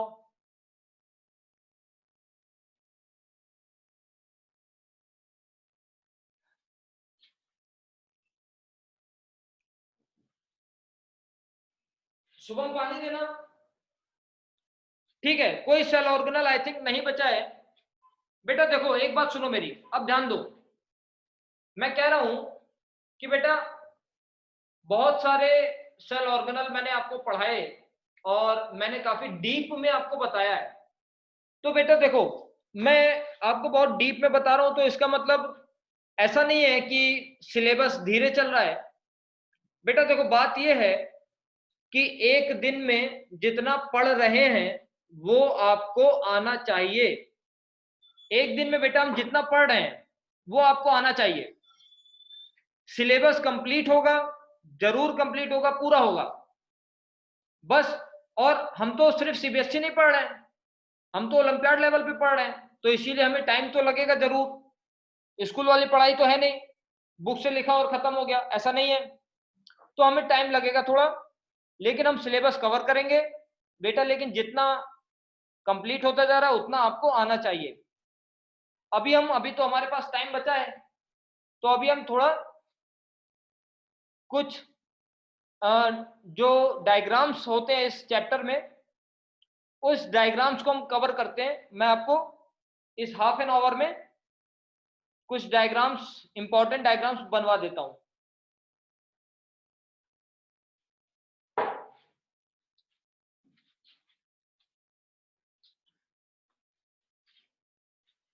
सबसे पहले तो बेटा डायग्राम के पहले हम आ जाते हैं एक बहुत इंपॉर्टेंट क्वेश्चन पे। 5 मार्क्स का क्वेश्चन है। क्वेश्चन है difference between plant cell and animal cell. Animal cell और प्लांट सेल में क्या डिफरेंस आता है ये देखते हैं। तो मैं ऐसा करता हूं कि डायग्राम के थ्रू ही इसको एक्सप्लेन भी कर देता हूं, और फिर अगर डायग्राम के थ्रू आपको समझ में आ जाएगा तो नोट्स तो आप खुद से बना सकते हो। मैं एक तरफ बनाता हूं प्लांट सेल और एक तरफ बनाता हूं एनिमल सेल। फर्स्ट डे भी आई थिंक थोड़ा बहुत हमने बनाया था, लेकिन हम इसको एक बार फिर से प्रैक्टिस कर लेते हैं।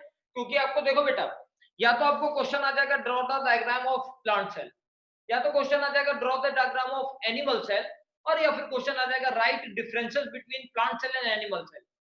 तो ये तो तीनों ही क्वेश्चन है। तीनों क्वेश्चन 5 मार्क्स के आ सकते हैं या 3 मार्क्स के आ सकते हैं। तो इंपॉर्टेंट क्वेश्चन है, स्टार्ट करते हैं। ये मैं बना रहा हूं सेल वॉल,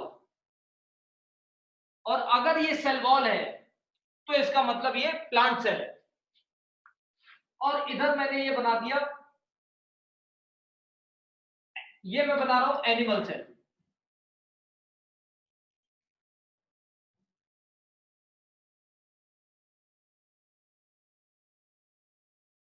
ठीक है बेटा, अच्छा बनेगा खराब बनेगा उससे फर्क नहीं पड़ता है, बस आपको प्रैक्टिस करनी है। ठीक है बेटा,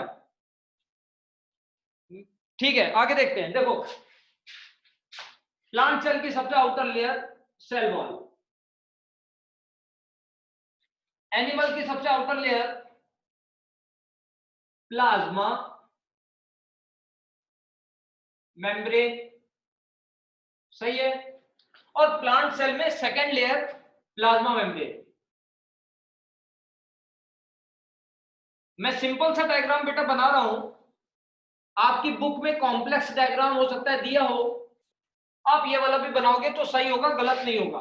तो प्लांट सेल में बेटा जो सेकेंड लेयर है वो है प्लाज्मा मेम्ब्रेन, और एनिमल सेल में जो फर्स्ट लेयर है वो है प्लाज्मा मेम्ब्रेन। अब देखो, प्लांट सेल में तो ज्यादातर पोर्शन वैक्यूल कवर करता है, तो हम ऐसा करते हैं कि पहले इसमें वैक्यूल बना देते हैं। मैं इसमें एक ये मैंने इसमें बना दिया एक वैक्यूल,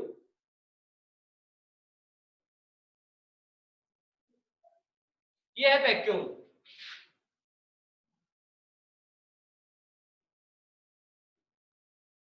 और एनिमल सेल में हमने पढ़ा कि बहुत छोटे छोटे वैक्यूल होते हैं, तो मैं एनिमल सेल में कुछ दो चार, ये मैंने कुछ इसमें बना दिए छोटे छोटे वैक्यूल।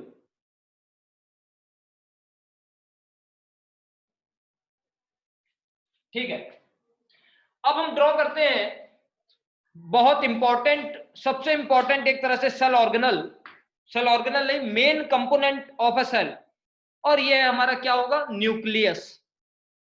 तो प्लांट सेल में बेटा सुनो, प्लांट सेल में तो ज्यादातर पार्ट वैक्यूल ने ले लिया, इसलिए इसका न्यूक्लियस साइड में होगा। इसका न्यूक्लियस में बना रहा हूं इधर साइड में, और न्यूक्लियस तो बहुत ही डार्क कलर स्ट्रक्चर होता है, तो ये मैंने डार्क कलर स्ट्रक्चर बना दिया, ये न्यूक्लियस। लेकिन एनिमल सेल में तो वैक्यूल छोटे छोटे हैं, तो इसलिए यहां पे न्यूक्लियस हमें ज्यादातर सेंटर में मिलता है, तो यहां पे मैं न्यूक्लियस इसका सेंटर में बना दे रहा हूं, इसको भी डार्क कलर कर दे रहा हूं मैं।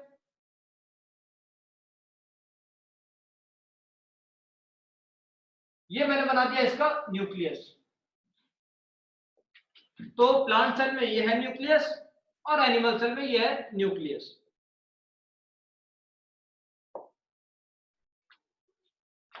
अब ऐसा करते हैं, कुछ इंपॉर्टेंट सेल ऑर्गेनल्स इस पे हम ड्रॉ कर लेते हैं। मैं बना देता हूं माइटोकॉन्ड्रिया, देखो कैसे बना रहा हूं, ये और फोल्डिंग, ऐसे ये फोल्ड दिखा दिए, इधर भी बना दिया और इसमें भी होता है, यहां भी बना दिया, ये बना दिया मैंने इसमें, प्लांट में और एनिमल में, दोनों में बना दिया माइटोकॉन्ड्रिया, माइटोकॉन्ड्रिया बनाया। अब देखो, प्लांट में हमें मिलता है क्लोरोप्लास्ट, प्लास्टिड, जो कि एनिमल में नहीं मिलता है, तो मैं प्लांट में सिर्फ और सिर्फ प्लांट में बनाता हूं प्लास्टिड। मैं यहां पे बना देता हूं क्लोरोप्लास्ट, ये मैंने ऐसा कुछ ये डबल लेयर वाला क्लोरोप्लास्ट बना दिया, ये है क्लोरोप्लास्ट, क्लोरोप्लास्ट। एक तरह से इसी को लिख देते हैं कि यही है प्लास्टिड, लेकिन एनिमल्स में तो नहीं होता है, एनिमल्स में ये नहीं होता है। अब वो बहुत छोटे छोटे डॉट लाइक स्ट्रक्चर राइबोसोम बनाते हैं, तो मैं जगह जगह पे खूब सारे राइबोसोम बना देता हूं।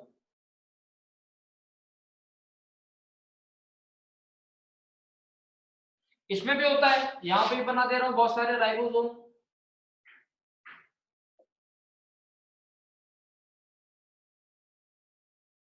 ये मैंने बना दिए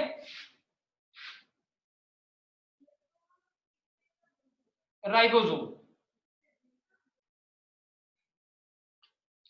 अब मैं क्या बनाऊं, कोई दूसरा, अब बनाते हैं लाइजोसोम। लाइजोसोम बना रहा हूं। लाइजोसोम कहां बना देता हूं, कहीं पे, आप बेटा कहीं पे बना सकते हो, ठीक है। मैं देखो लाइजोसोम मैं बना रहा हूं, यहां पे बना देता हूं। ये मैंने बना दिए बहुत सारे, एक साथ बहुत सारे बना दिए मैंने लाइजोसोम। लाइजोसोम बन गए। और अब देखो बनाते हैं, न्यूक्लियस के पास एक सेल ऑर्गेनल मिलता है हमें, एंडोप्लाज्मिक रेटिकुलम। ये देखो कैसे बना रहा हूं, इधर भी प्लांट में भी,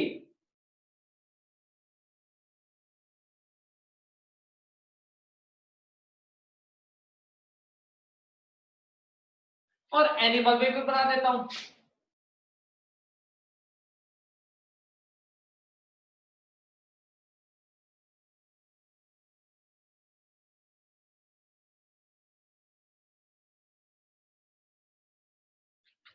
ये बना दिया मैंने, इसको मैं लिख देता हूं, शॉर्ट में लिख रहा हूं इसको, इसको मैं लिख रहा हूं ई आर। ये हो सकता है कि आर ई आर हो, और हो सकता है कि एस ई आर हो। रफ एंडोप्लाज्मिक रेटिकुलम हो सकता है, या स्मूथ एंडोप्लाज्मिक रेटिकुलम ये हो सकता है। तो मैं ऐसा करता हूं कि कुछ ई आर के ऊपर ये लगा देता हूं राइबोसोम, और कुछ के ऊपर नहीं लगा रहा हूं। इधर भी ऐसा करता हूं कि कुछ के ऊपर लगा देता हूं राइबोसोम।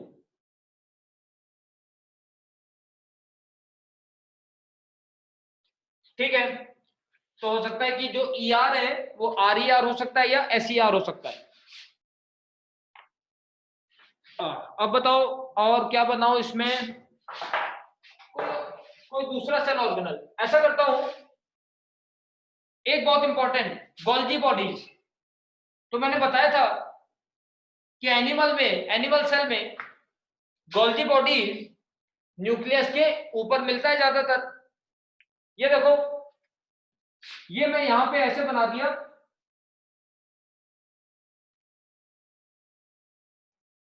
ये बना दिया मैंने यहां पे गोल्जी बॉडीज।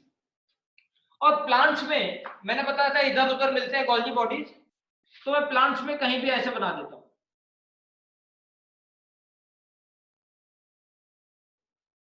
कहीं भी ऐसे बना दे रहा हूं, ठीक है।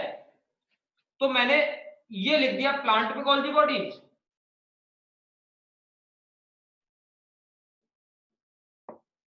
और इधर लिख देता हूं एनिमल में गोल्जी बॉडीज।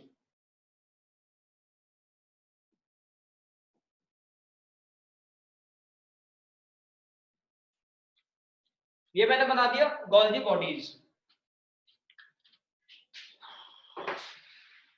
और बताओ क्या बनाऊं, पता बेटा एक सेल ऑर्गेनल होता है, इसका नाम होता है सेंट्रियोल। मैं लिख देता हूं, हमने पढ़ा नहीं सेंट्रियोल के बारे में, कभी कहीं पे आएगा तो हम वहां पे पढ़ लेंगे सेंट्रियोल के बारे में। एक टॉपिक और भी छूटा है हमारा, सेल डिवीजन, अभी मैं उसको भी कवर कर देता हूं। ठीक है, देखो ये देखो बेटा, ये मैंने एक सेल ऑर्गेनल बनाया, देखो कैसे बना रहा हूं, ये वाला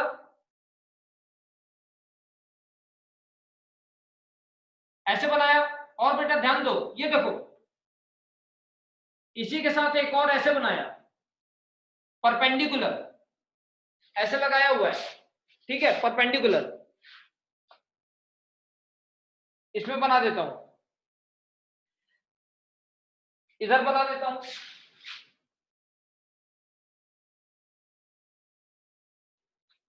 इसका नाम लिख देता हूं, ये है सेंट्रियोल।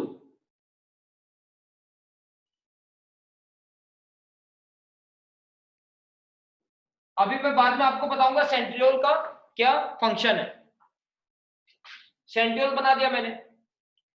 इसके अलावा बेटा हमने जब पहले दिन ड्रॉ किया था डायग्राम, तो फर्स्ट डे मैंने आपको बताया था कि ये जो निकले हुए हैं इसको हम बोलते हैं हेयर लाइक स्ट्रक्चर है, इसका नाम है माइक्रोविलाई। इधर मैंने ये लिख दिया माइक्रोविलाई। माइक्रोवेल आई है। आप बुक से डायग्राम कंपेयर करना कि आप बुक में क्या डायग्राम दिया हुआ है, हमने क्या बनाया है अपनी कॉपी में, तो उससे कंपेयर कर लेना जरूर। अगर कोई छूट रहा होगा कोई चीज तो बुक से उसको बेटा कवर कर लेना, ठीक है। वैसे तो अगर 5 मार्क्स में आ जाएगा, इतनी सारी चीजें लेबलिंग कर दोगे तो आपको पूरे मार्क्स मिलेंगे। अच्छा, अब हम लिख लेते हैं कि सेल के अंदर पूरा का पूरा जो लिक्विड लिक्विड भरा हुआ होता है उसको क्या बोलते हैं, साइटोप्लाज्म। तो हम साइटोप्लाज्म भी लिख देते हैं। तो मैं इधर लिख देता हूं साइटोप्लाज्म, और इसमें भी है साइटोप्लाज्म।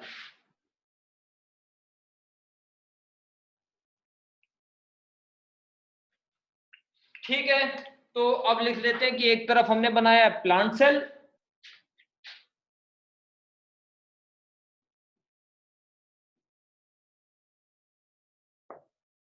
और एक तरफ हमने बनाया है एनिमल सेल।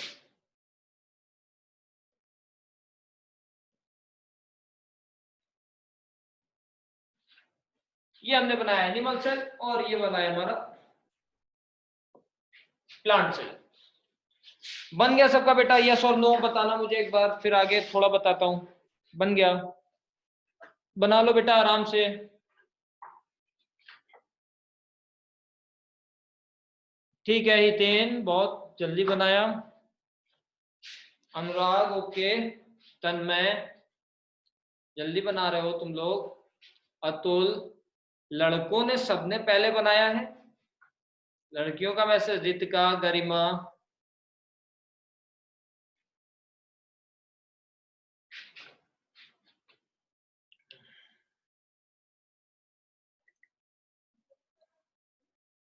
ओके पीयूष, ख्वाहिश, ख्वाहिश ने कुछ लिखा भी है।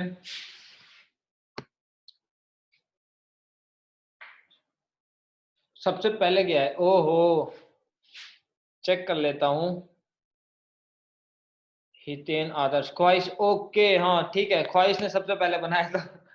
ठीक है, ख्वाहिश को मिलते हैं, ख्वाहिश को मिलती है एक ट्रॉफी, और जिससे चाहे उससे ले सकती है वो ट्रॉफी, जिसे चाहो छीन लेना ट्रॉफी।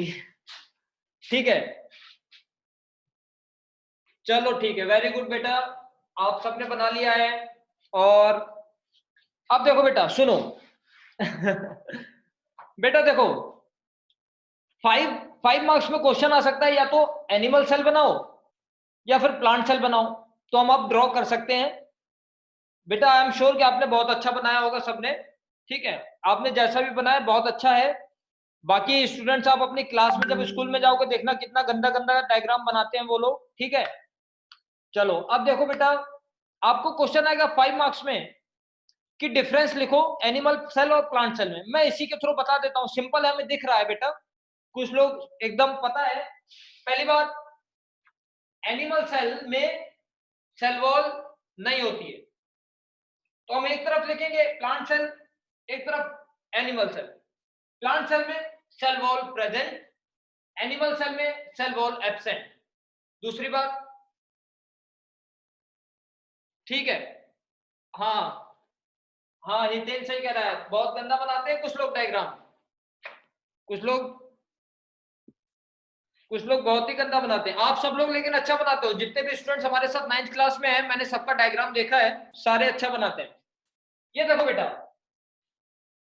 तो प्लांट सेल में सेल वॉल है, एनिमल सेल में सेल वॉल नहीं है। दूसरा पॉइंट, प्लांट सेल में single and large vacuole, animal cell में small and many vacuole, small and many vacuole animal cell में, लेकिन प्लांट सेल में single and large vacuole, single and large vacuole present, small and many vacuole present. और फिर देखो बेटा, next point, plant cell में plastid present, animal cell में plastid absent. Animal cell में प्लास्टिड नहीं होता है, प्लांट सेल में प्लास्टिड होता है। तीन डिफरेंस तो हमें यहीं से दिख रहे हैं, ठीक है, तीन डिफरेंस दिख रहे हैं, सेल वॉल, वैक्यूल, प्लास्टिड, तीन डिफरेंस ये हो गए। इसके अलावा प्लांट सेल, क्योंकि इसमें प्लास्टिड है, तो हम प्लांट सेल में लिख सकते हैं कि it performs photosynthesis. Plant cell photosynthesis perform करता है। एनिमल सेल फोटोसिंथेसिस नहीं परफॉर्म करता है। एनिमल सेल फोटोसिंथेसिस परफॉर्म नहीं करता है। प्लांट सेल फोटोसिंथेसिस परफॉर्म करता है क्योंकि इसमें प्लास्टिड होता है। और डिफरेंस देखो, और सुनो एक और डिफरेंस। प्लांट सेल में सेल वॉल है, इसलिए ये फ्लेक्सिबल नहीं होता है। लेकिन एनिमल सेल में सेल वॉल है नहीं, इसमें प्लाज्मा मेम्ब्रेन है, इसलिए एनिमल सेल फ्लेक्सिबल होता है। ठीक है, तो एनिमल सेल फ्लेक्सिबल होता है काफी due to absence of cell wall, क्योंकि इसमें सेल वॉल नहीं है। लेकिन ये फ्लेक्सिबल नहीं होता है, इसलिए ये स्टेशनरी होता है, एक ही जगह रुका रहता है, क्योंकि इसमें सेल वॉल है। इसके अलावा हम लिख सकते हैं कि एनिमल सेल्स जो होते हैं नॉर्मली मूव कर सकते हैं। एक तरह से हम बोल सकते हैं मूवेबल होते हैं, चल सकते हैं, क्योंकि फ्लेक्सिबल है ना। तो ऐसा नहीं कि हमारी बॉडी का सेल निकल के कहीं चलने लगेगा। यूनिसेलुलर होगा, अगर एक सेल वाला होगा एनिमल सेल, एक सेल वाला। यूनिसेलुलर जैसे कि अमीबा, जैसे कि पैरामीशियम, यूग्लिना, बैक्टीरिया। बैक्टीरिया नहीं आएगा इसमें, तो एनिमल्स में नहीं आएगा बैक्टीरिया। बैक्टीरिया प्रोकैरियोटिक सेल होता है वो। तो बेटा मैं कह रहा हूं कि एनिमल सेल, मैं कहना चाहता हूं मोबाइल होता है, मूव कर सकता है। लेकिन प्लांट सेल नहीं मूव कर सकता, स्टेशनरी होता है, क्योंकि इसमें सेल वॉल होती है। ठीक है बेटा, डायग्राम हमने बना लिया है और डिफरेंसेस मैंने आपको कुछ ऐसे ही ओरली बताए हैं। ठीक है, डिफरेंसेस मैंने आपको बताए हैं और डायग्राम मैंने आपको बनवाया है। मैं डायग्राम रब कर रहा हूं, ठीक है।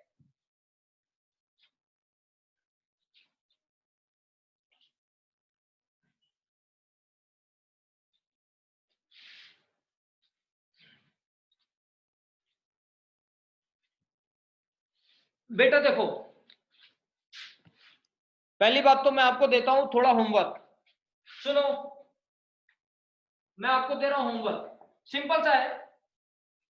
जो आपने डायग्राम बनाया है उसकी पिक्चर क्लिक करके देनी है, picture of plant and animal cell.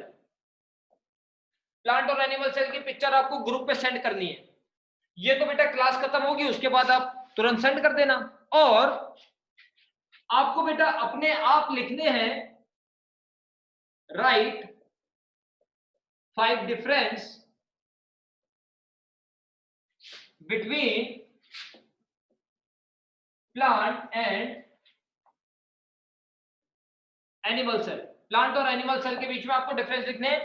बेटा जब फ्री होना, फ्रेश हो जाना, फ्री होना, जब मन करेगा आपका तब आप 5 डिफरेंस लिख के फोटो क्लिक करके आप तब सेंड करना। ये वाला क्वेश्चन इंपॉर्टेंट है, ये बेटा 5 मार्क्स में क्वेश्चन आपको मिल सकता है। ठीक है, डिफरेंस वाला। और ठीक है, चलो तो 2 ही होमवर्क है वैसे तो। चलो मुझे बताओ बेटा, कितने लोगों को मूवीज देखना पसंद है? जल्दी से बताओ, कितने लोगों को मूवीज देखना पसंद है? ख्वाहिश बस एक, हितेन ओके, रितिका ओके, सारे यहाँ बोल दोगे लग रहा है मुझे तो।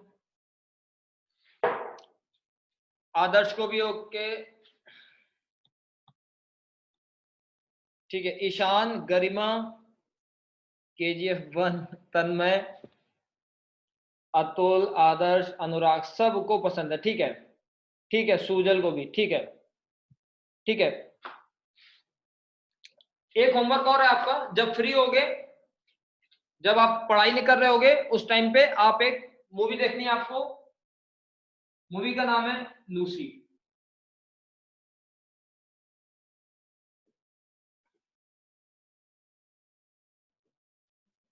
ठीक है, साइंटिफिक मूवी है बेटा, इसलिए बोल रहा हूं। ठीक है, देखेंगे बहुत कुछ समझ में आएगा अर्थ के बारे में। ठीक है, तन्मय ने देखी है, वेरी गुड। ठीक है, अच्छी मूवी है, अच्छी है ना तन्मय? ठीक है बेटा, नोट कर लो, लिखेंगे कहीं पे, जिसको मिल जाएगी। यूट्यूब पे भी है, यूट्यूब पे देख लेंगे, नहीं तो अमेजॉन प्राइम पे देख लेंगे। ठीक है, जगह जगह मिल जाएगी। ठीक है, रब कर रहा हूं बेटा आपका होमवर्क।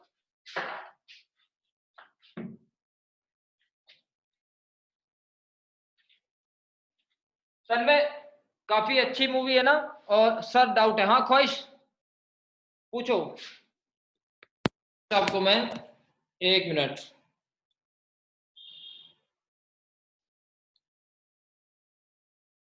ख्वाहिश, हाँ ख्वाहिश का क्वेश्चन है कि माइक्रोविलाई प्रेजेंट होते हैं प्लांट में या नहीं। माइक्रोविलाई प्लांट में प्रेजेंट होते हैं या नहीं? देखो, ये जो ये जो माइक्रोविलाई होते हैं, ये मेनली सिर्फ और सिर्फ एनिमल सेल्स में प्रेजेंट होते हैं, प्लांट सेल में एब्सेंट होते हैं, नहीं होते, प्लांट सेल में नहीं होते। सिंपल सा आंसर है कि present in animal cell and not present in plant cell. ठीक है, अब बेटा सुनो, हमें प्लांट्स में जो रूट्स होती है, प्लांट की रूट देखो, बनाना नहीं, ऐसे समझ लेंगे बस। ये मैंने बनाई प्लांट की रूट्स। प्लांट की रूट्स में हमें हेयर लाइक स्ट्रक्चर मिलते हैं, कुछ लोगों को पता होगा। तो प्लांट की रूट्स में हमें हेयर लाइक स्ट्रक्चर मिलते हैं, लेकिन ये जो हेयर लाइक स्ट्रक्चर है ना प्लांट की रूट्स में, ये खुद ही एक सेल होता है। तो उससे कंफ्यूज नहीं होंगे कि ये हो सकता है माइक्रोविलाई, ऐसा नहीं है, ये खुद ही एक सेल है। ठीक है, तो प्लांट्स में हमें नहीं मिलता है, प्लांट्स में हमें नहीं मिलते हैं माइक्रोविलाई। अब सुनो, एनिमल्स में, एनिमल्स में बेटा जो हमारा स्टमक होता है, स्टमक के बाद फिर बेटा लार्ज इंटेस्टाइन आ जाता है, और जो स्मॉल इंटेस्टाइन होता है हमारा, ये, इस स्मॉल इंटेस्टाइन में हमें बहुत सारे माइक्रोविलाई मिलते हैं, इसमें हमें बहुत सारे माइक्रोविलाई मिलते हैं।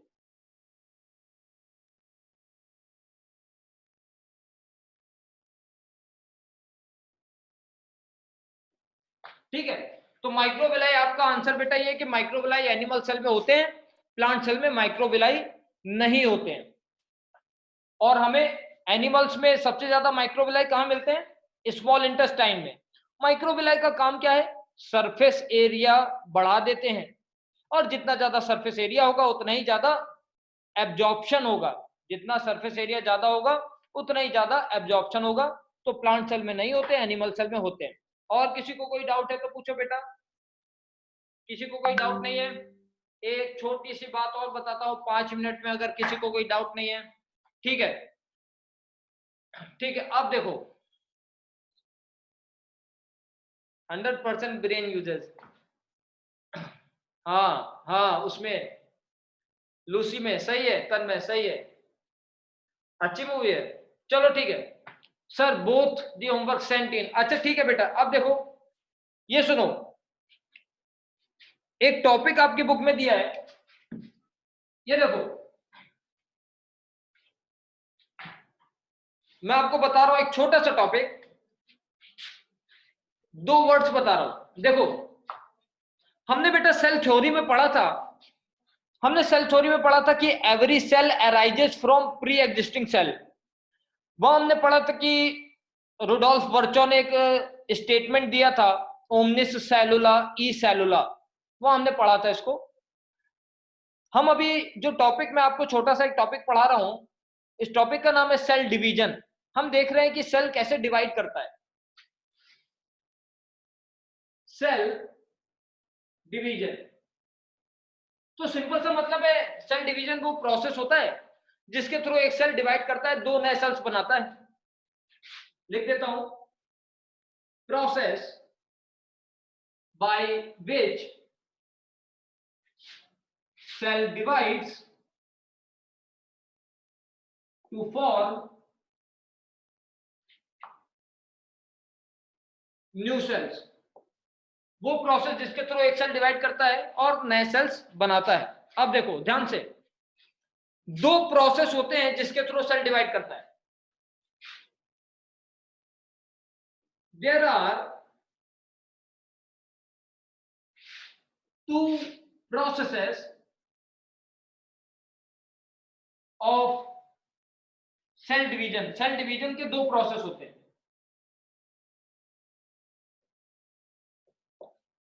There are two processes of cell division. First है माइटोसिस और सेकंड है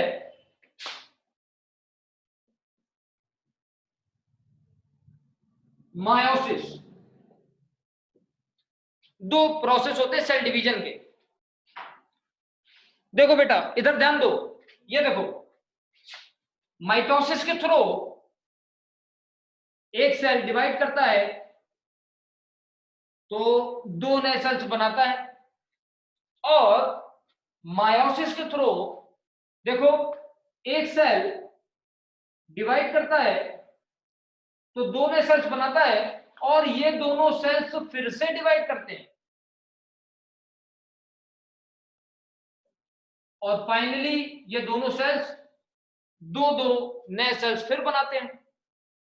अब बेटा ध्यान दो, mitosis, mitosis is a process of cell division by which one cell divides to form two new cells.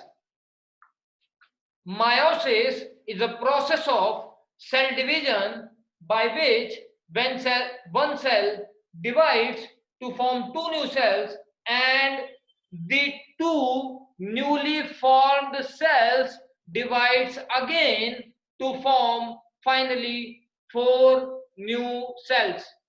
Meiosis के थ्रू एक सेल डिवाइड करता है, दो सेल बनाता है। मायोसिस के थ्रू एक सेल डिवाइड करता है, फाइनली चार नए सेल्स बनाता है। माइटोसिस में सिर्फ एक ही बार डिवीजन होता है, मायोसिस में दो बार डिवीजन होता है। पहला ये वाला और दूसरा ये वाला। बट फाइनली मायोसिस के थ्रू एक cell four new cells form करता है। अगर मैं डेफिनेशन लिखना चाहूं लिख देता हूं, one cell divides to form two new cells. उधर लिख देता हूं, one cell divides to form four new cells। तो माइटोसिस के थ्रू एक सेल डिवाइड करता है, दो नए सेल बनाता है। मायोसिस के थ्रू एक सेल पहले तो दो बनाता है और वो दो सेल फिर से डिवाइड करते हैं तो फाइनली चार सेल्स बनाते हैं। ये वाला जो टॉपिक है बेटा सेल डिवीजन वाला, ये 9th क्लास में ना अभी लास्ट ईयर ऐड किया गया है 9th क्लास के एनसीईआरटी में। इसके पहले ये वाला टॉपिक नहीं था 9th क्लास में, उसके पहले लास्ट ईयर के पहले एनसीईआरटी में टॉपिक नहीं था, लास्ट ईयर आया है। अगर मैं कह रहा हूं कि लास्ट ईयर आया है टॉपिक, इसका मतलब है कि इससे क्वेश्चन आएगा जरूर, इंपॉर्टेंट है टॉपिक, क्योंकि रिसेंटली ऐड किया गया है। तो अभी कुछ दिनों में, मतलब कि अभी इस बार के फाइनल एग्जाम या यूटी जो होंगे उसमें आ सकता है, बहुत ज्यादा चांसेस आने के, ठीक है। और आ जाएगा अगर तो 3 मार्क्स में बेटा क्वेश्चन आ जाएगा।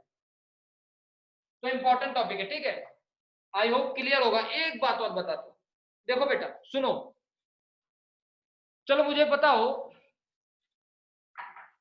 कि मेल गैमीट का क्या नाम होता है? स्पर्म होता है ना, मेल गैमीट का नाम स्पर्म और फीमेल गैमीट का नाम होता है ओवम या एग। आपको पता है पहले से फर्टिलाइजेशन आपने 8th क्लास में पढ़ा था कि male gamete female gamete fuse करता है तो जाइगोट बनाता है, and fusion of male and female gamete is called fertilization बोलते हैं उसको, ठीक है। और देखो बेटा, ये जो प्रोसेस है मायोसिस, इसके थ्रू हमारे गैमीट्स बनते हैं। मायोसिस के थ्रू हमारे स्पर्म और ओवम इस प्रोसेस के थ्रू बनते हैं। लेकिन जो हमारे बॉडी के सेल्स हैं, हमारे बॉडी के सेल्स इस प्रोसेस से डिवाइड करते हैं। So our gametes divide through the process of meiosis, but our body cells divides through the process of mitosis. लिख देता हूं, division of body cells, and this one is for division of gametes. Division of gametes कहने का मतलब है sperm and ovum, इसके through division होता है। ठीक है बेटा, काफी पढ़ा हमने, अपना चैप्टर खत्म कर दिया है। सेल चैप्टर हमने खत्म किया आज। सेल चैप्टर के बेटा इंटेक्स्ट और एक्सरसाइज क्वेश्चन कंप्लीट करो, किसी को कोई डाउट नहीं आना चाहिए। कोई भी ऐसा क्वेश्चन है जो नहीं समझ में आता है तो उसको ग्रुप पे question number, page number NCERT का कैसे भी उसको आप मुझे बताएं, मैं उस क्वेश्चन को डिस्कस करूंगा, ठीक है। आपको फिर उसके बाद मैं ऑब्जेक्टिव लगाने के लिए या फिर सब्जेक्टिव क्वेश्चन अलग से भी दूंगा। फिर हम ऑफलाइन पढ़ेंगे जब फेस टू फेस तो और ज्यादा पढ़ेंगे। Sir what have to write Q&A in the Q&A, what have to write Q&A in the copy, question and answer, sir we have to write question and answer in copy। हाँ बेटा, आप वैसे school में कर रहे होगे ना question answer, school में आप कर रहे होगे क्वेश्चन आंसर। आपको अपने इस वाली कॉपी में नोट्स लिखने हैं, ज्यादातर मैक्सिमम आपको नोट्स लिखने हैं, और उसके बाद फिर जो इंपॉर्टेंट क्वेश्चन होंगे वो मैं आपको बाद में क्वेश्चन सेंड करूंगा, वो आप लिखना सिर्फ, ठीक है। ठीक है बेटा, आपने लिख लिया सबने, चलो ठीक है, हम अलविदा लेते हैं। बाय सबको, बाय बेटा Atul, Kahish, bye, thank you so much for being present. Ishan, Ritika, Adarsh, Anurag, bye सबको। मूवी देखना बेटा, बाय बाय तन्मय, बाय बेटा। ठीक है, हम ending the meeting. SSR change कर लिया नाम, सुजल तुमने, बाय। ख्वाहिश, बाय।